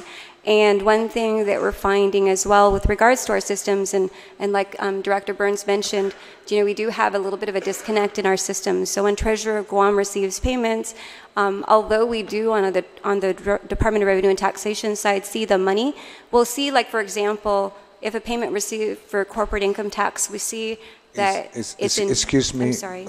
Director, but I'd like to stick to Bill 1. I understand the importance of what you're going to provide, but I'm going to be asking the Oversight Chair, Senator Paris, to maybe get with you and your agency and give us an overall. Sure. Because I just don't want to kill Bill 1. I want Bill 1 to be discussed, and I understand the importance of what Senator Lai brought up. Okay. But I just want to stick to Bill 1. Absolutely. And I know what you're going to provide is very important. I know that. I used to work there. So I know it's very important. But I just want to make sure we stick to Bill 1. I want to make sure we take care of the threshold, whatever we need to do, and we can build the evidence from you and BBMR of how we can get this bill through, if at all. Okay? Senator Lai, you have anything? Right. Yes, thank you. And I recognize that the bill has an effective date right now of October 1, 2019, so it really would be for FY 2020, and so it would be your collections in FY 2020, I guess, that would, we would want to know the estimate, and so I'm looking forward to those. And I note that, in the Gita's testimony, they attached the letter from bond counsel, and so it's his opinion right now that this is in violation, but you're saying that you're going to try to work around that and change the language and come up with a way that it's not a violation? Correct. So we'd like to work with bond counsel to really clarify and get to it, like what is anything above 3%? Can we look at, the initial look I'd like to take, we'd like to do, to evaluate would be, so if the current BPT is set at 5, could we exempt 2 and still be within the terms of our covenant and our indentures? All right, thank you. My other concern is similar to some of the concerns that have been expressed, and that is so we want to stimulate small business, yet we've, in not too long ago, last term or the last 2 terms, you've seen increases in the GRT, and it's the taxpayers. The families, they're the ones asking for some relief, and so I guess I want to know from the Department of Revenue and Taxation and GITA, how is this going to play into our ability to grant relief on that end to these families, and yes, similar to the chairman's concern about notwithstanding the multiplier effect that you've discussed, that we have yet to see evidence, and so I'm also hoping that this is going to be some evidence that Revenue and Taxation might be able to show us about the Tax Cuts and Jobs Act of 2017. Some of the intent was giving tax relief it was hopefully going to be put back into increased salaries, or, in Guam we could use some health insurance for companies, local investment versus off-island investment, and we really aren't able to gauge that, I think. And that's what I'm looking to you at GITA and you at Revenue and Taxation to help us gauge and to give us some reports on that, and whether we are.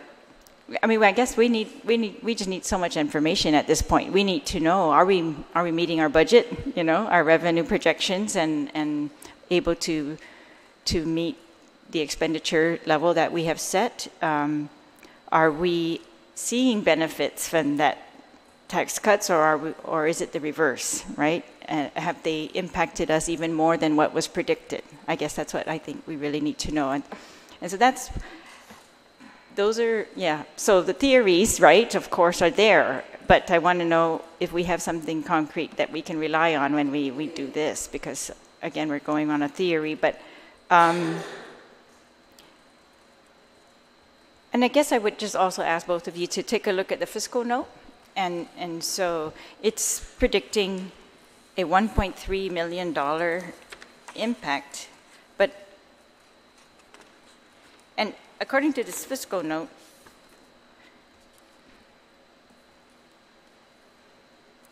there's currently being exempted 252,000. And I guess based on what I'm looking at on other documents, I just want to make sure if everyone could chime in on that, those numbers, if that looks to you what the impact would be. The under 40,000 that you're seeing is the current Dave Santos. Right. Act. The 252 is current, right? Correct.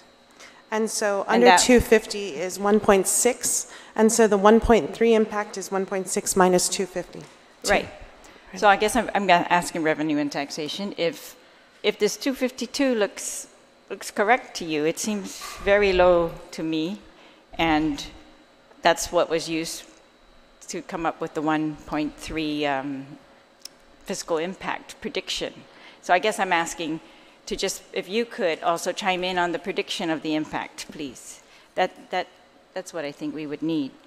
If you look at some other, I think there was an audit, and they show over $100 million, or I think over, yeah, per year.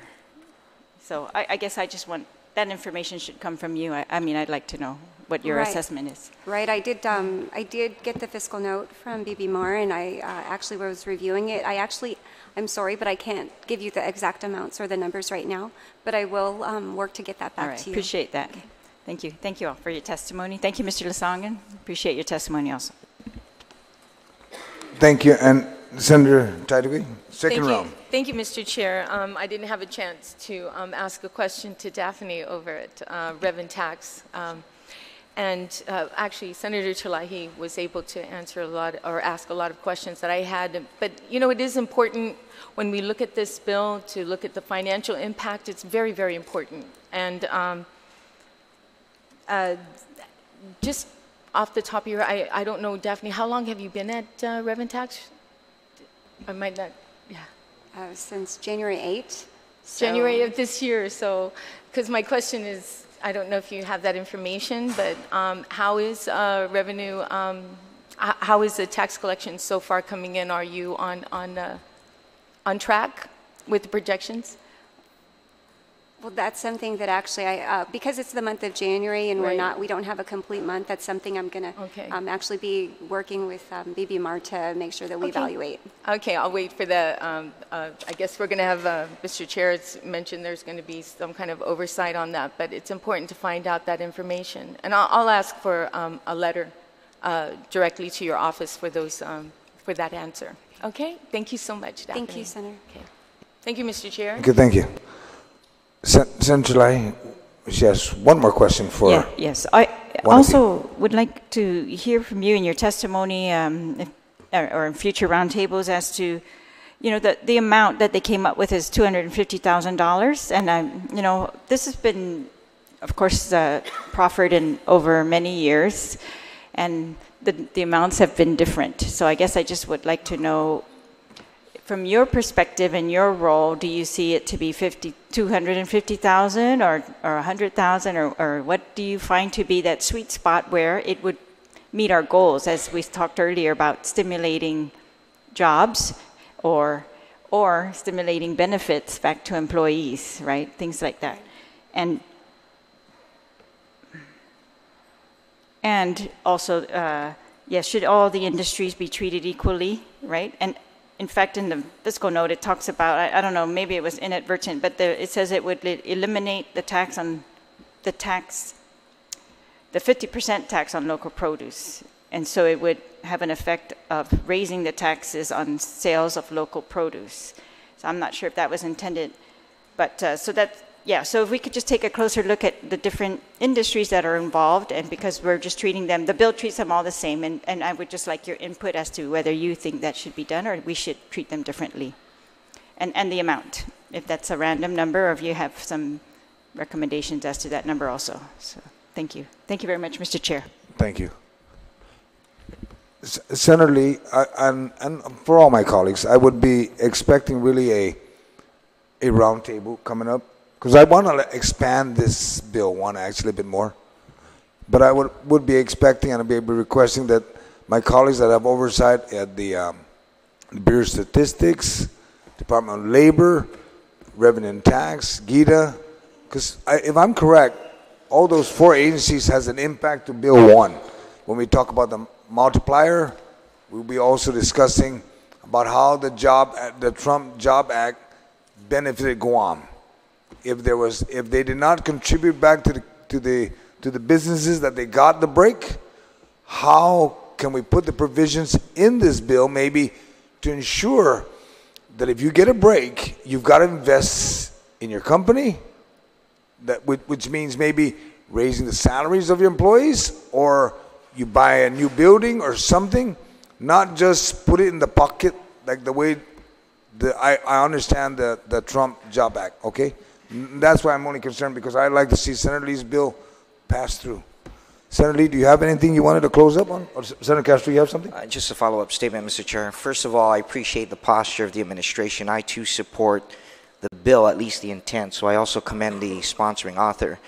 Mr. Chairman, with your latest statement, I'd like to request that that roundtable or the findings of the roundtable be appended to the committee report on this bill prior to proceeding forward to session for action. Thank you, Mr. Chairman.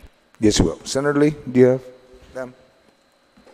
Yes, it's Masi, Mr. Chair. And again, I want to thank my colleagues and our stakeholders for joining us and providing testimony. One such individual was unable to be here today, but we have received testimony from the National Association of Insurance and Financial Advisors, and I'd like to just take a moment and read this into the record. Dear Senators, we commend your efforts to reduce the tax burden of micro and small businesses, MSBs. In reality, these businesses end up paying a higher portion of their incomes to taxes. By creating a favorable environment for their tax obligations, it incentivizes these businesses to grow and prosper, boosting Guam's economy, GDP, and overall tax revenue. Please accept the following testimony from the National Association of Insurance and Financial Advisors, Marianas, in support of Bill 1-35, to increase the benefit and gross income threshold of the Dave Santos Act. Here are just a few of the benefits we can expect from Bill 1-35. Micro and Small Business Incubator. Lower tax costs for the MSB segment is the first step in creating an incubator that can spur growth, employment, and healthy wages. Lower cost to entry can lead to more businesses opening. As mentioned in the bill, there are countless industries, including professionals, white-collar, blue-collar, retail, products, services, farming, fishing, etc., who will benefit tremendously. This can attract businesses and workers who have left the market, those individuals who can work but choose not to return and contribute to the economy. This leads to an increase in business licensing fees collected, tax revenue from more businesses earning profits, and tax revenue from more newly hired employees earning income. This also provides an opportunity for GovGuam to buy local. GovGuam is also a consumer of goods and services. Provided it is fiscally responsible and within an existing budget, this is an opportunity for GovGuam to purchase some goods and services from MSBs wherever possible. As mentioned above, business incubators are direct pathways for economic growth. When GovGuam makes a consistent effort to purchase from MSBs, it becomes a key driver of the incubator system. As this develops over time, this leads to greater tax collections and GDP growth. This is a concrete way for GovGuam to make an impact to the economy. GovGuam uses tax revenues to buy goods and services from MSBs, therefore supporting or MSBs earning profits, hire employees, pay taxes. GovGuam collects greater and greater tax revenues, business license fees over time as the cycle repeats, and money constantly circulates within the economy at a greater velocity. It also provides for a balanced economy. One way to strengthen Guam's economy is to have favorable tax policies that incentivize entrepreneurship and capital investment. A healthy economy must be balanced. There must be equal players from MSBs to mid-size and large businesses.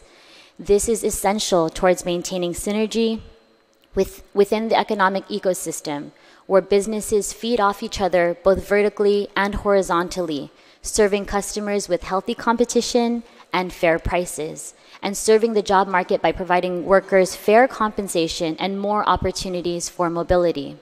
Further balancing is derived from a broader spectrum of industries, skills, and ages of employees that MSBs create.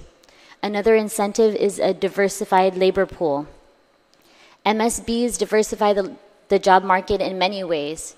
First, it can lead to more family-owned businesses, youth, young adult businesses, businesses opened by individuals that are under 18 and close to 18.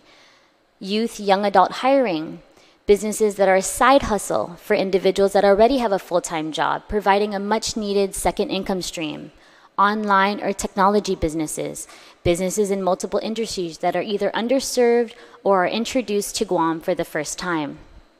In addition to adding more industries to our economy, this attracts more workers who are then gaining skills and experience that can be transferred across the entire job market over time.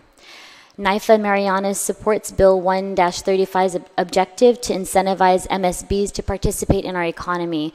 We believe GovGuam will collect more business license revenue and tax revenue.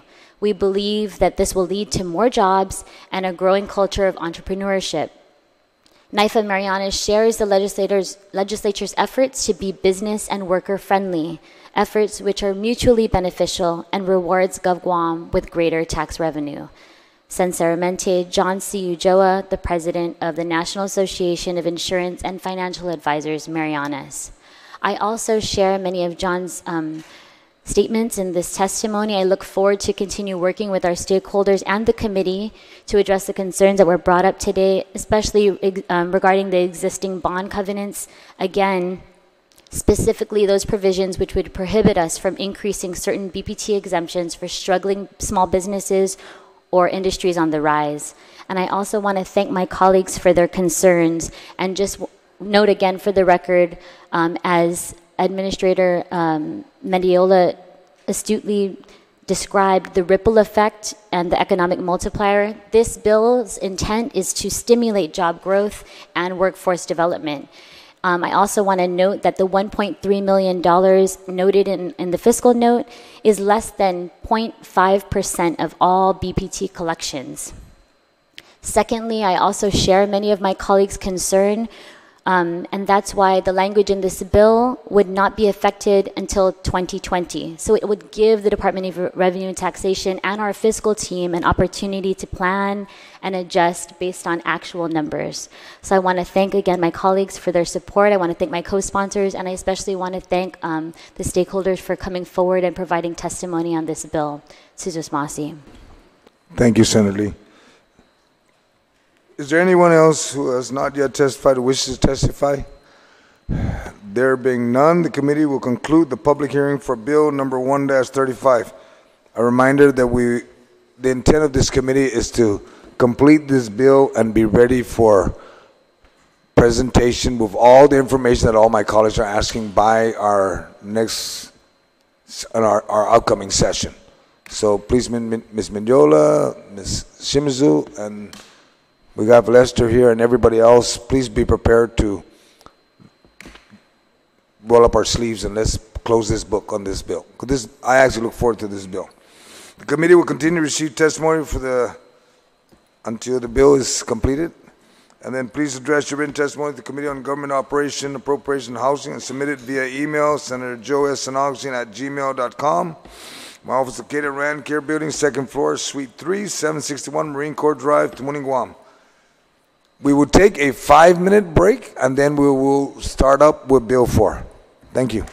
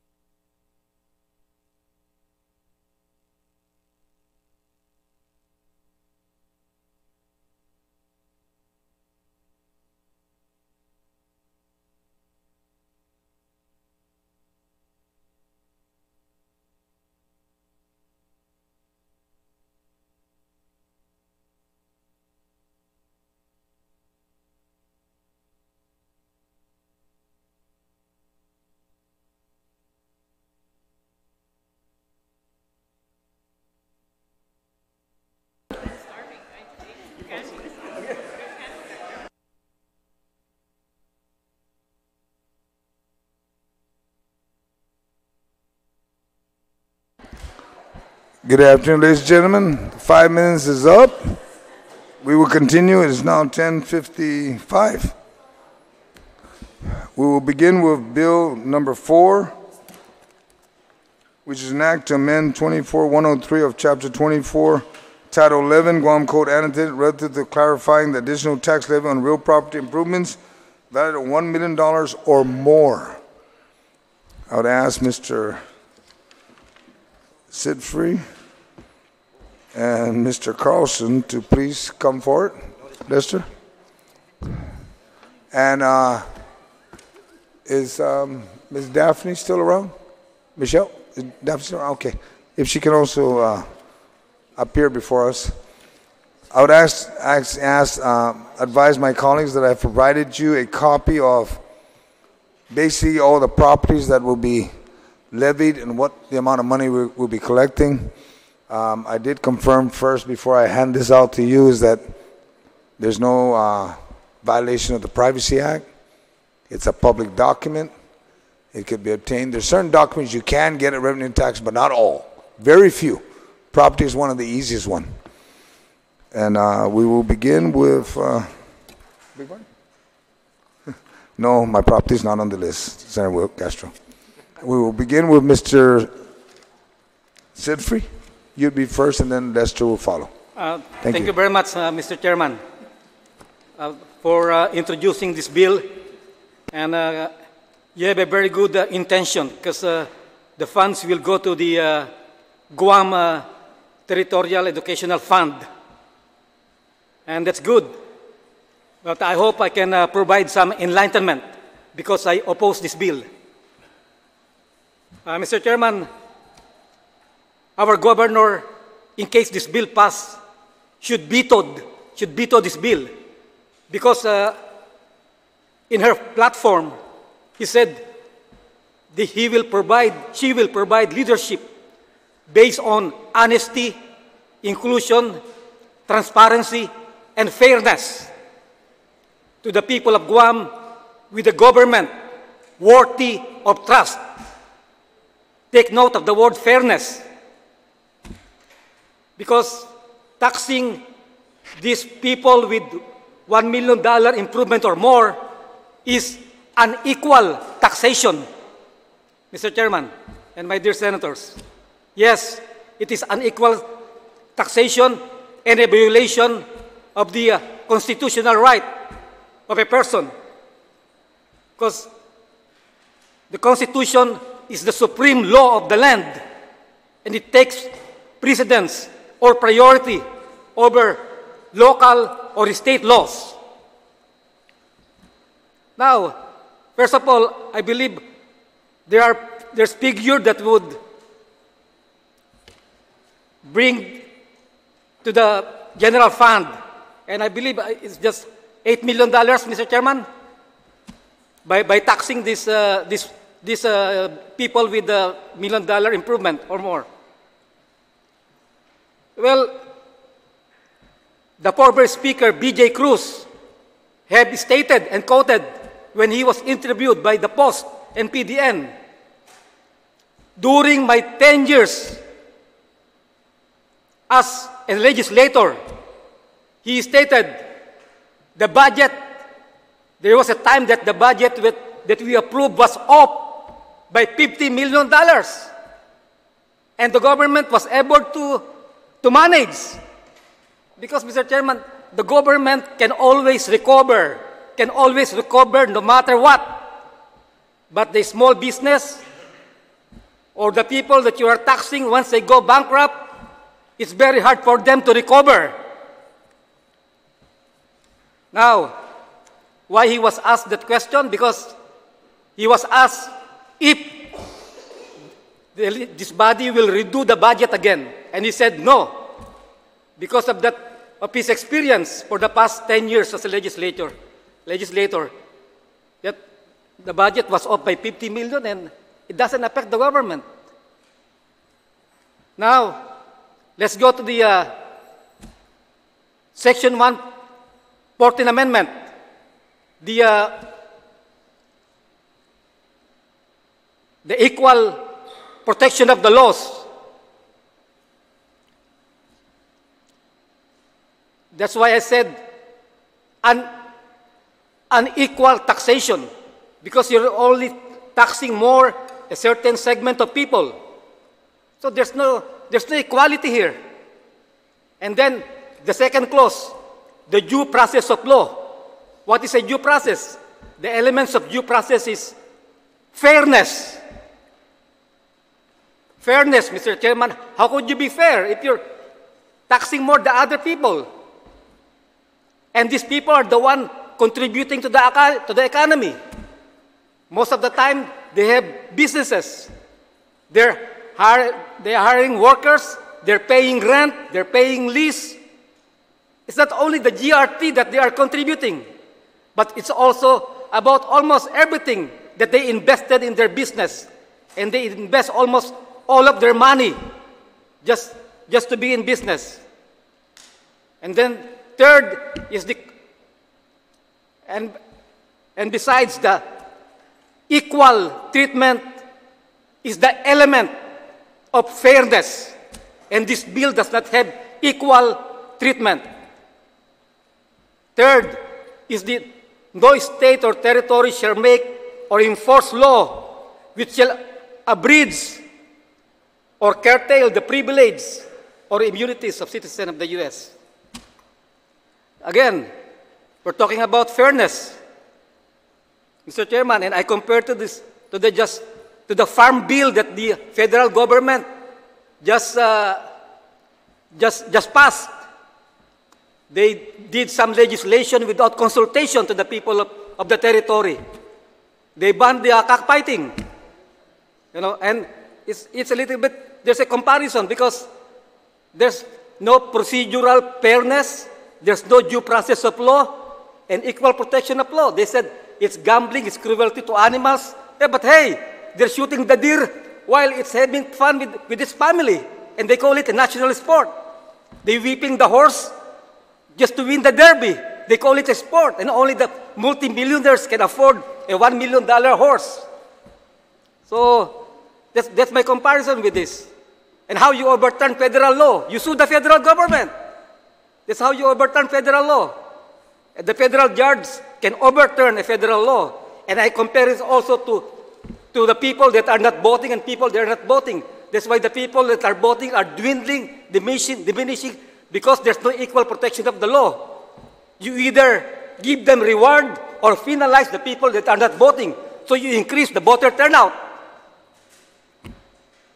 Mr. Chairman, that's why, yes, the governor should keep to his promise or else it will be construed as betrayal of trust.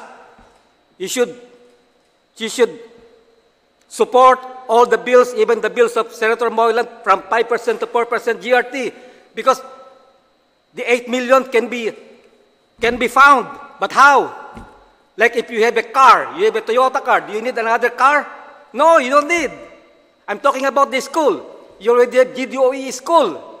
But now, you have charter school, which we cannot afford anymore. And we're spending almost $10 million. Leadership is not only about to achieve something, to influence something. Leadership is only to know. It's also to know when to stop. And they stopped all the charter school in Australia because of anomaly. They stopped some of the charter school in the US because of the same problem. But the bottom line is, can we afford it?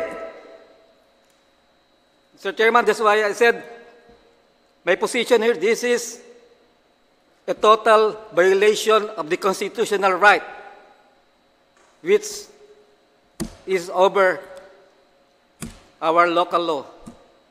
So I hope this bill will not be supported and should be vetoed in case it passed by the governor right now. And also, can I go now? I got it. Thank you, sir. Yes, you may go.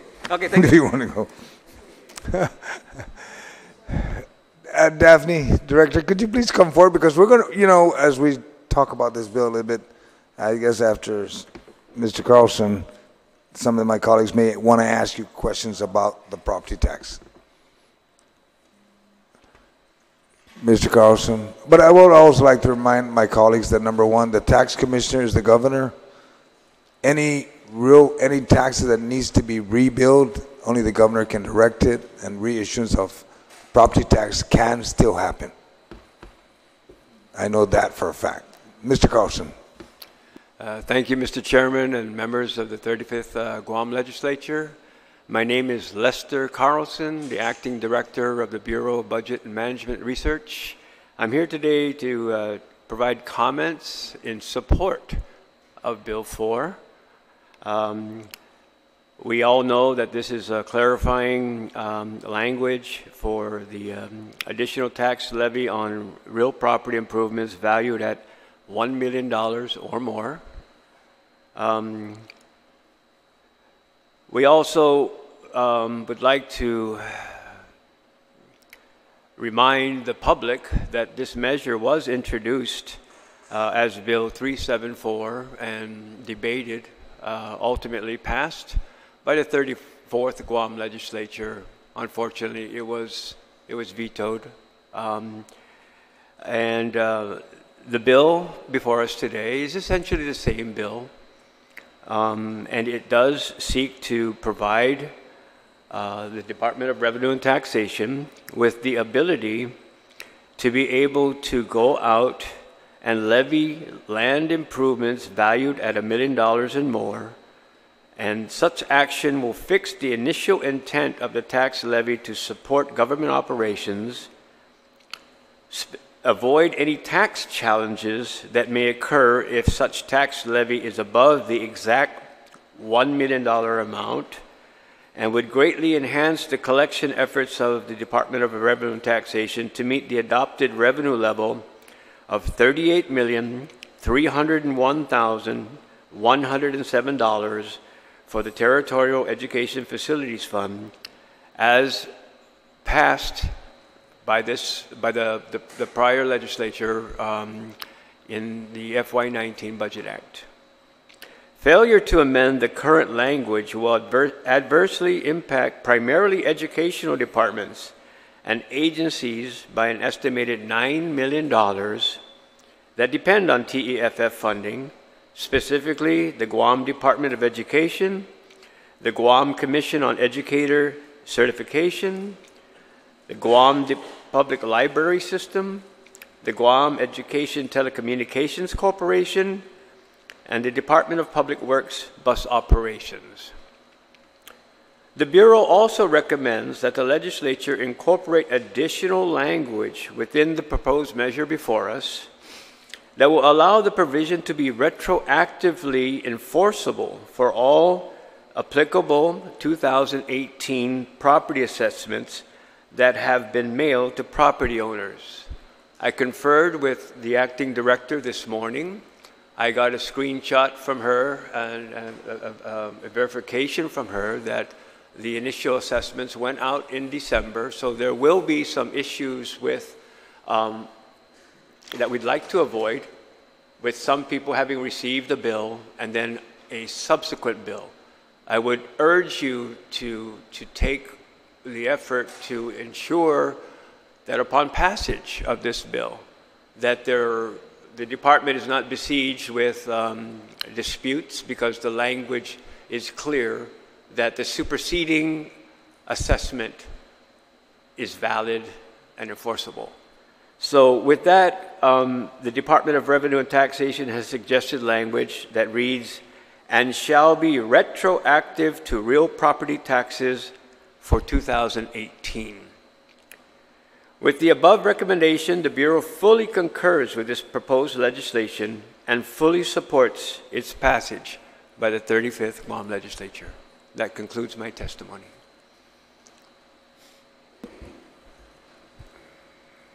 Oh no, Mr. Do we have a copy of his testimony? Okay, we're going to make copies of that and provide to my colleagues. Okay. We'll start with you, Senator Taidwi. Thank you again, Mr. Chair. Good morning, Lester. Good morning.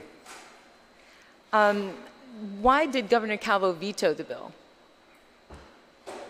The bill that this bill that we're seeing now, reintroducing it. and you said that the governor vetoed the bill. It didn't pass. It passed here, but it was vetoed by the governor. Why did he veto it? I believe that the governor made a public statement as to his rationale. And do you know what that is? I believe it had something to do not necessarily with the merit of the bill, but the number of votes that it took to pass the prior measure. Okay. So you don't see anything, there was no, other than language, there was nothing in there that had to do with any language in the bill that he felt was not... I think Governor Calvo was clear that the driving factor behind his veto was that the measure passed with 7 votes. Okay, thank you. That's all the question I have. Does anybody else have any questions they wanted to ask? Coming from my right, Senator Shelton, anything? Nothing? Senator Perez? Not yet? Okay. Senator Lai, ma'am. Thank you. I guess the chair had made reference, but if you could just confirm that you have firm legal basis that you can redo your tax assessments that have gone out, or the tax billings, and that we could put into the legislation retroactive to 2018, as you suggested. Okay, so we just got a copy of your language, and I wanted to see it. And shall be retroactive to real property taxes for 2018. That's what the Department of Revenue and Taxation is suggesting? Yes, we're suggesting that, and the reason being because the real property tax statements that went out, actually, they're for 2018. Okay. And so the concern is that because we're trying to address the FY19 budget, that if we're not clear on this, that there may be some concern, and it may be unclear, and we may run into issues where we'll have to again get opinion on, and it may not go into effect until next year. So the 2018, sorry to clarify, the 2018 real property tax statements went out, and the payments are due Feb 20 and April 20. Okay. This year. So you would send out new statements? Right, and so that would impact about 520 or so properties, and our team is already advised that we're just kind of waiting in the wings to find out where this is going to go, and we'll be ready to send those out. All right.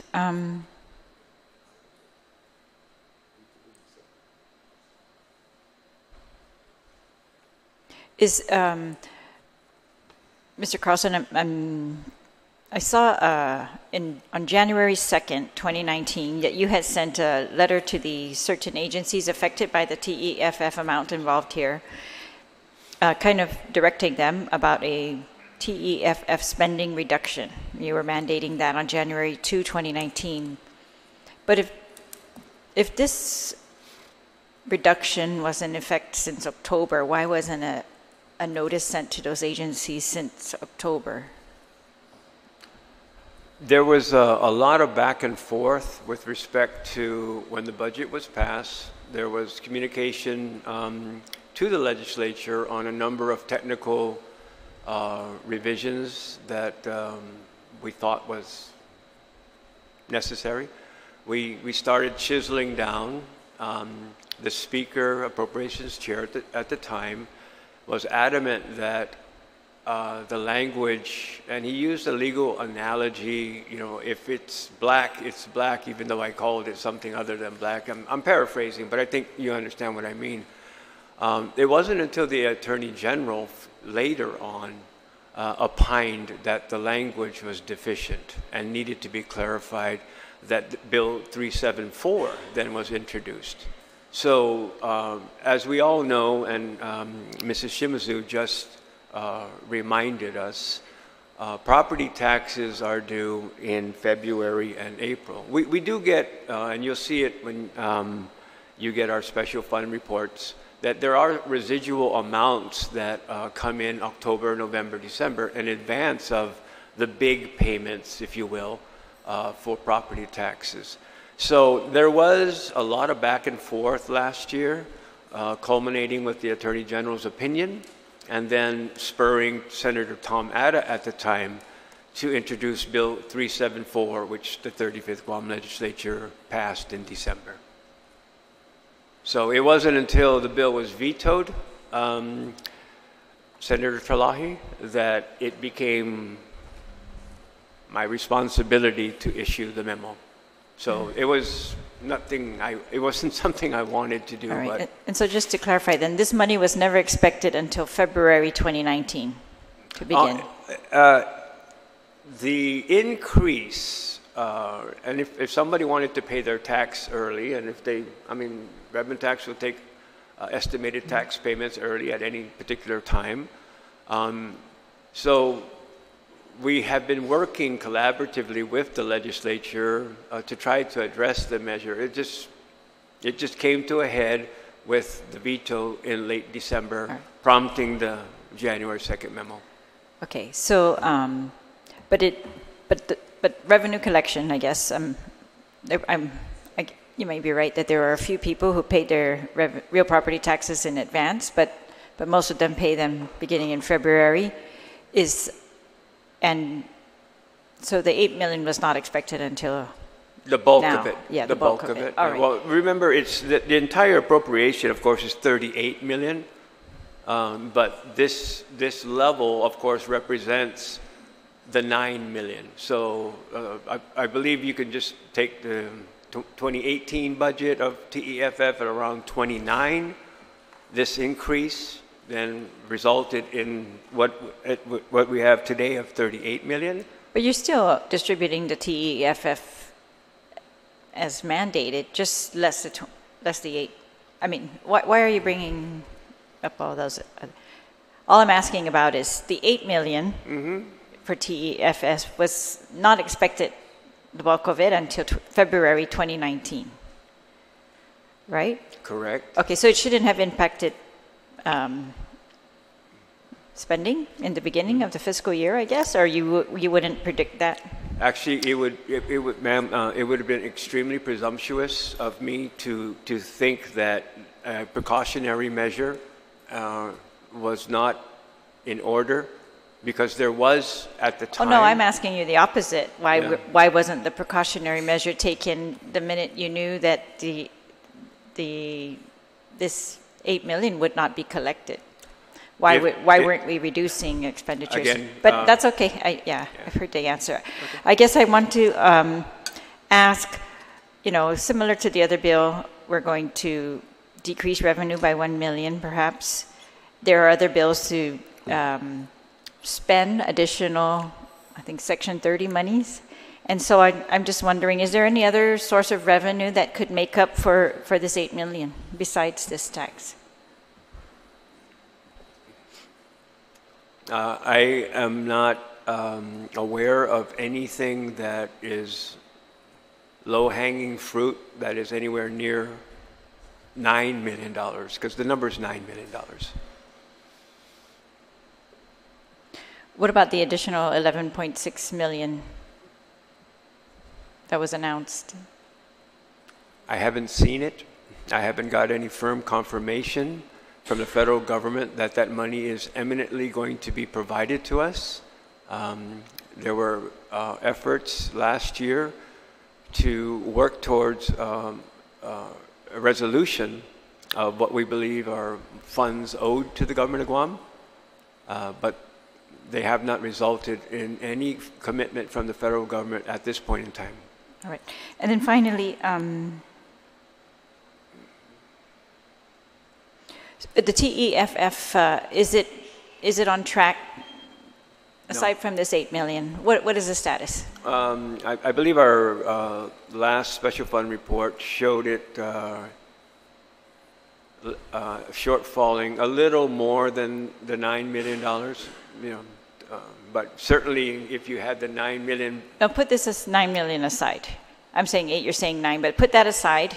Yeah, is the TEFF on track? No, ma'am, it's not, because the adopted level is 38 million. So I can't put it aside. No.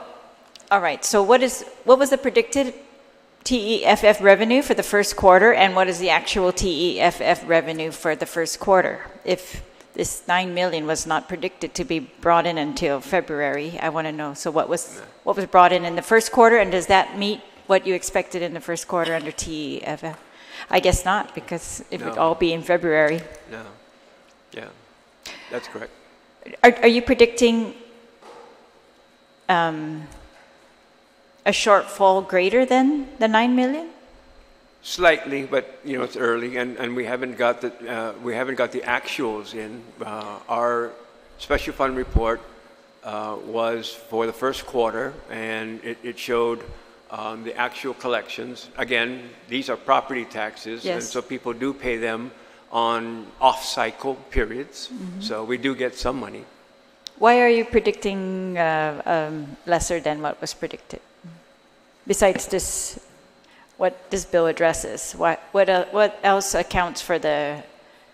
It's a slight variation from the 9 million. It's probably, if I remember correctly, I didn't bring the report, but it's closer to 10. But the whole premise being that it's formula driven through historical collections. This is the first year of the increase, so we're kind of like using the historical collections as a very, very good gauge. But absent this corrective language, we're really going to be in a hole. Right. I understand that. But you don't expect an additional, well, never mind. I guess if somebody could just tell us I guess we'll know at the end of February what was predicted for February, at least revenue projection versus receipts, right? And ma'am, we could, if the bill was passed and the amended statements went out, that would greatly help, so we could give you an accurate picture based upon the 520 properties being assessed at the higher rate. I understand. Thank you. All right. Thank you very much. Do I have any questions from my senators on my left? Senator Terlais, Senator Moylan, Senator Rigel. And we have Senator Castro, you have a question? The intent of this bill is to clarify the tax levy for the property in excess of $1 million. So what are we doing? We need to clarify that. So how do we clarify that, Mr. Chair?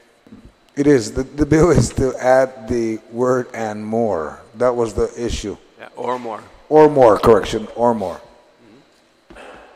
That's all. That is all. Otherwise, what was budgeted, Senator Rai, was a little bit over $8 million. It's actually projected about $9 million worth in the budget shortfall for 2019. And that's why Mr. Carlson, as directed or recommended by the governor, is to kick out the proposed reduction in allotments to those agencies, because those are the agencies that receive the funds from TEF. That's correct, sir. And that's a safe, very safe and good decision to do. Sir, nothing else? Well, let me just say that I've worked on this one already, and I think if there's any type of levy that we need to do, we need to get the amount, on the levy of the property tax. So I think my analysts have worked on that already, and we have concluded, and we communicated with the chairman, and we support this bill. Thank you, sir. Thank you. Thank you. Okay, Senator Castro. Thank you, Mr. Chairman. First of all, thank you for clarifying some of my questions offline. But since we have two heads of agencies here, I just have a couple questions maybe for the subject matter experts. So in the first instance, my question would be, are land improvements recorded separately from land? Yes. So the bill reads that it'll be a clarification for taxes to be levied on improvements on all land property. So I just want it stated for the record, and for my understanding, my edification, are land improvements recorded separately from real property itself, from the land itself? Thank you, Senator Castro. So with regards to the land improvements versus the land itself, when you get your real property tax bill, you'll actually see a section called land tax, a section called building tax, and so you'll see them separate on your bills. So yes, they're separate on the bills. Okay, Grant. Keep in mind that this is being streamed live and it's a matter of public record. So I'm asking perhaps the obvious to you, but someone like me and others who work for me, just for that additional clarity and for the sake of the listening audience. I'll save a lot of the debate, Mr. Chairman, on the floor. I'm not necessarily against your bill, but I just like it specified and verbalized onto the record for everyone's benefit. I want to focus a little bit on private property. So this bill does not discriminate between commercial and private property. So it's all properties with improvements that will be taxed at this rate.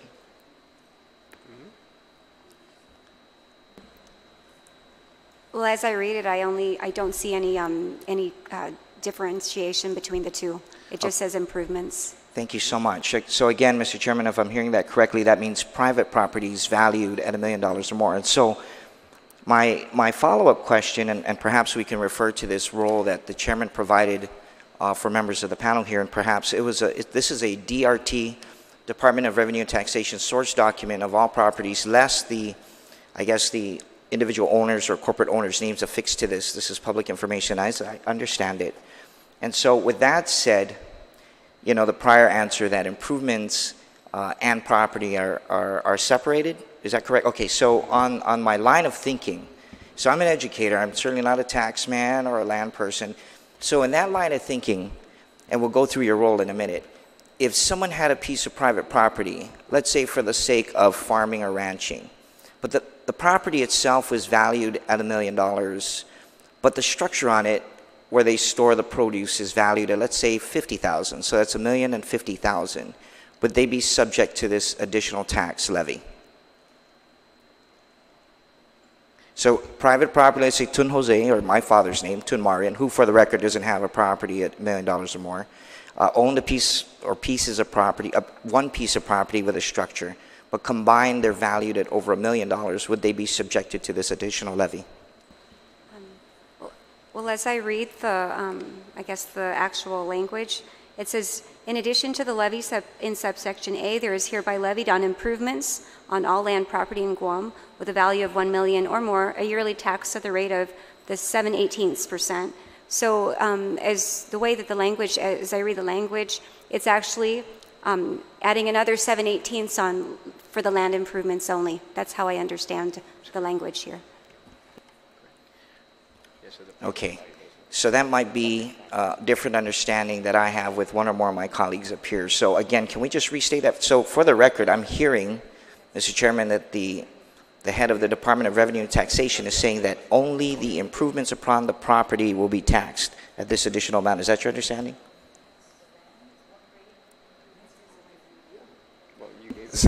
I think, Ms. Shimizu, I think you need to probably just, and Mr. Carlson, you need to maybe just repeat what you said earlier on the bill. It says land, then it talks about improvement. So I think it answers that already. So for Senator Castro, when you look at your bill, and for everybody that when you pay your property tax, it tells you the prices on your land, it tells you all the improvements.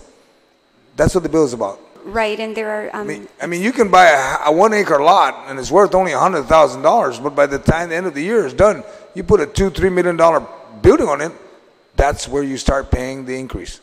That's what the changes are all about. Anything over $1 million, am I correct?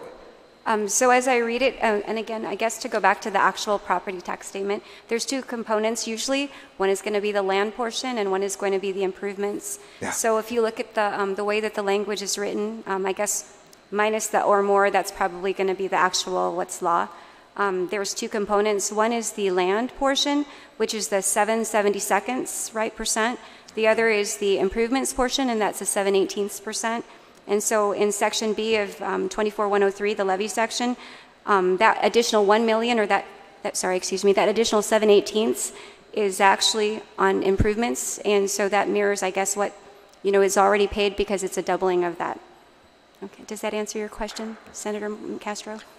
Almost, but to be abundantly clear, if property is valued at $1 million, private property, is it subjected to this additional clarification? Is it one and the same, or is it bifurcated? I heard the chairman, he said, if it's if it's a $100,000 property and you build a 5-story structure, hypothetically, and now that structure is valued at, let's say, $950,000, so you're up to $1,050,000 and change.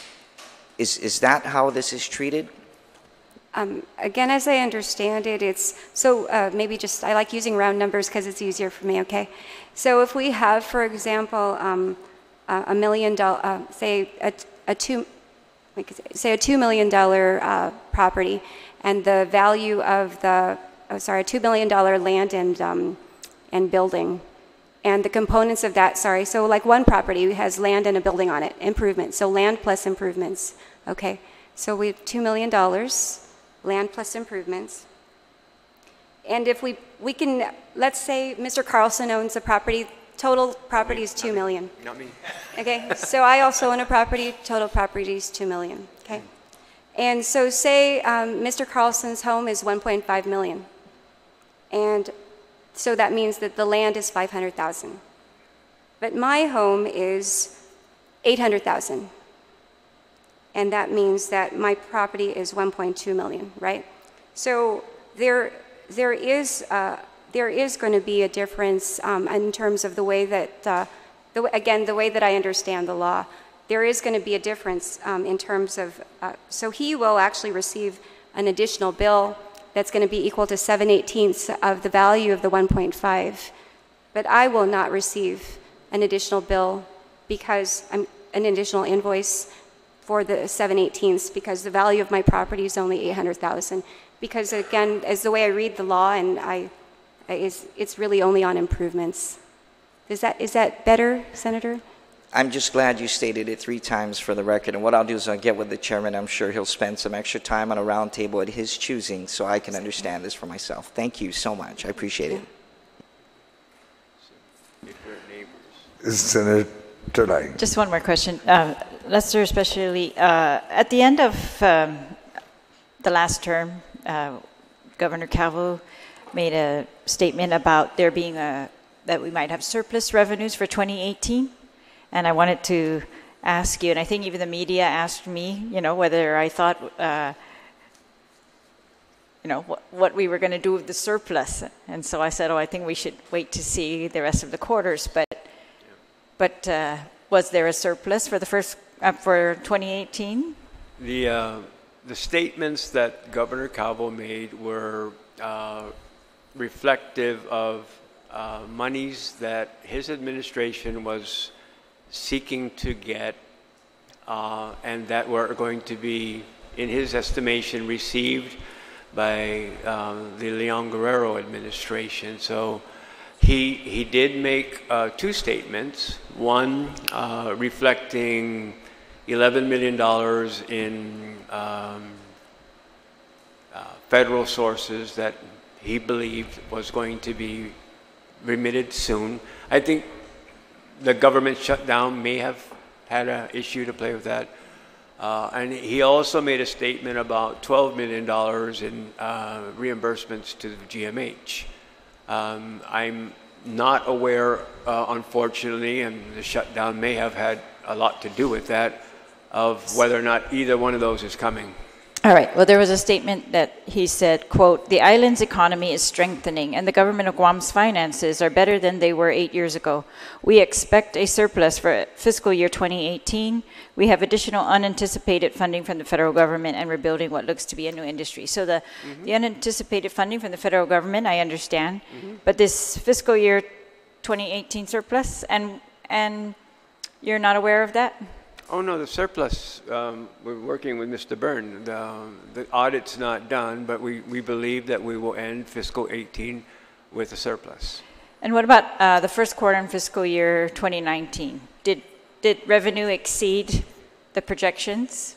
By about 1.8% on the general fund side. But if you look at the special fund, then we have some challenges there, particularly with TEFF. TEFF. Yes, ma'am. All right. Okay, thank you very much. Thank you, Daphne. Thank you, Mr. Carlson.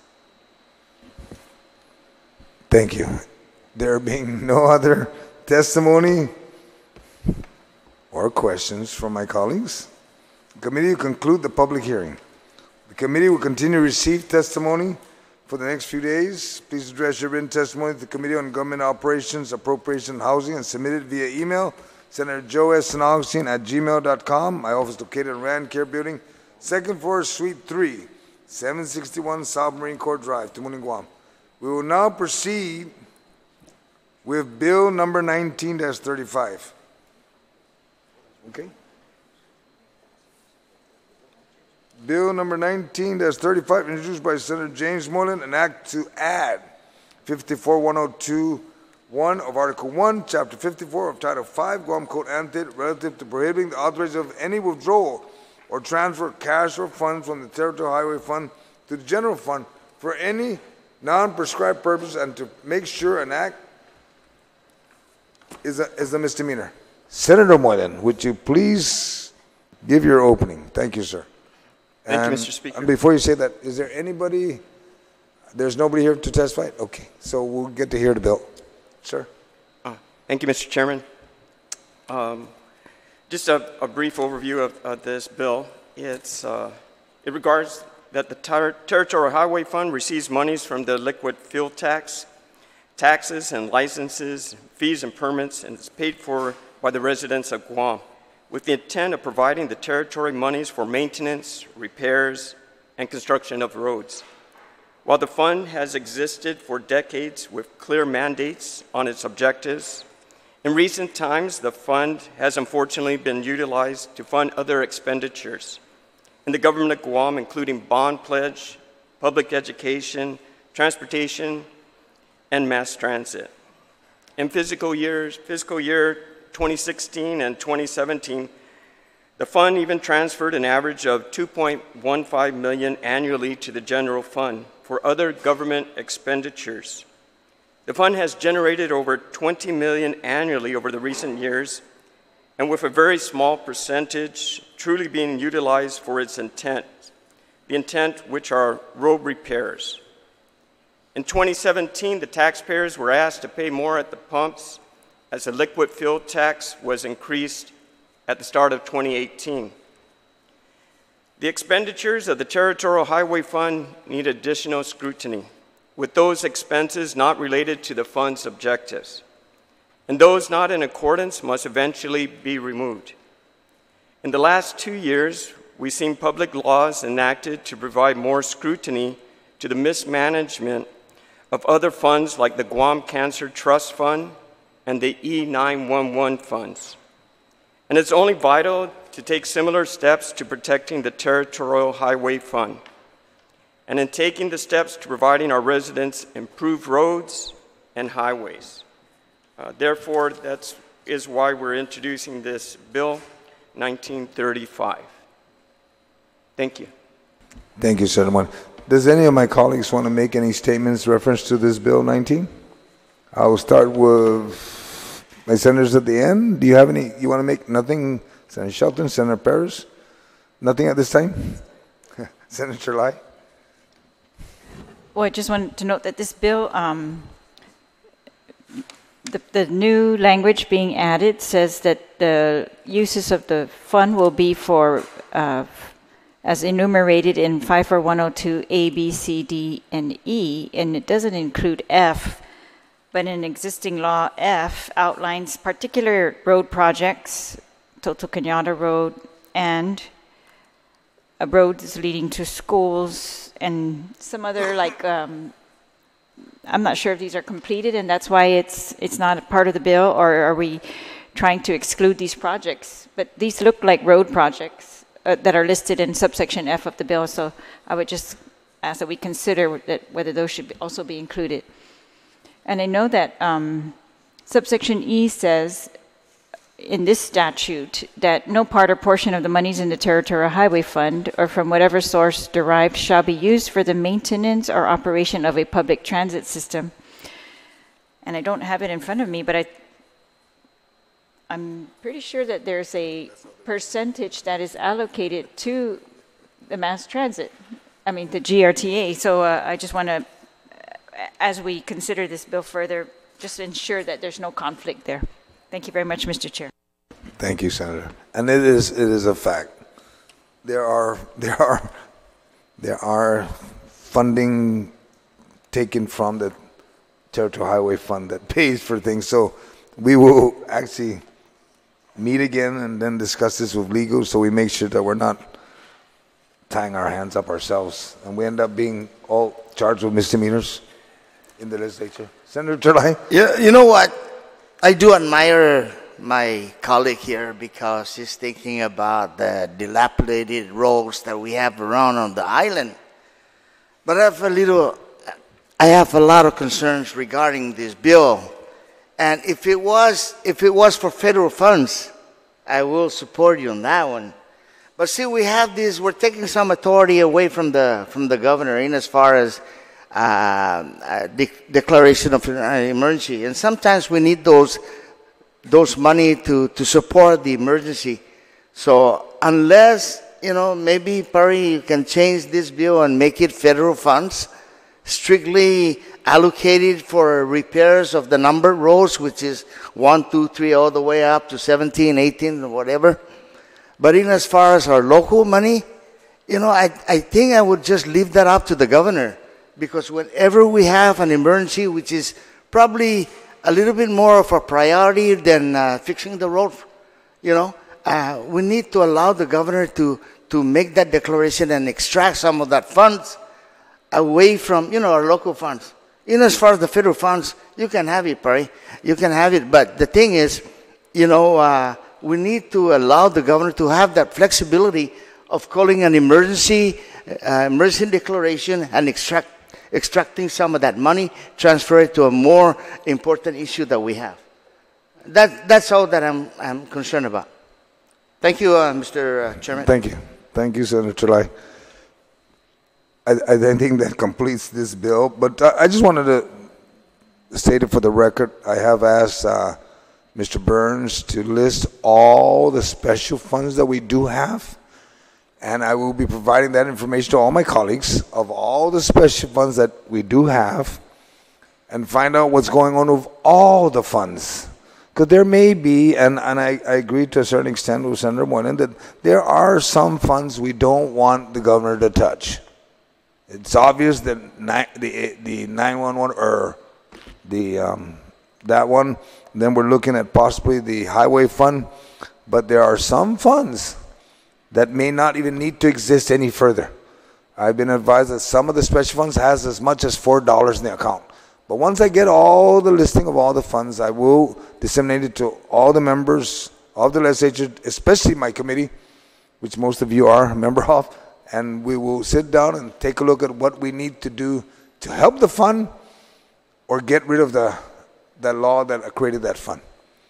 That being said, there is no one to testify on behalf of this bill. The committee will conclude the public hearing for Bill number 19-35. The committee will continue to receive testimony for the next few days. Please address your written testimony to the Committee on Government Operation, Appropriation, and Housing and submit it via email, Senator Joe S. San Agustin @gmail.com. My office is located at Rand Care Building, 2nd floor, Suite 3, 761 South Marine Corps Drive. Si Zeus Masi for your attendance, participation in today's hearing, and for those at home, thank you for watching. This concludes the public hearing.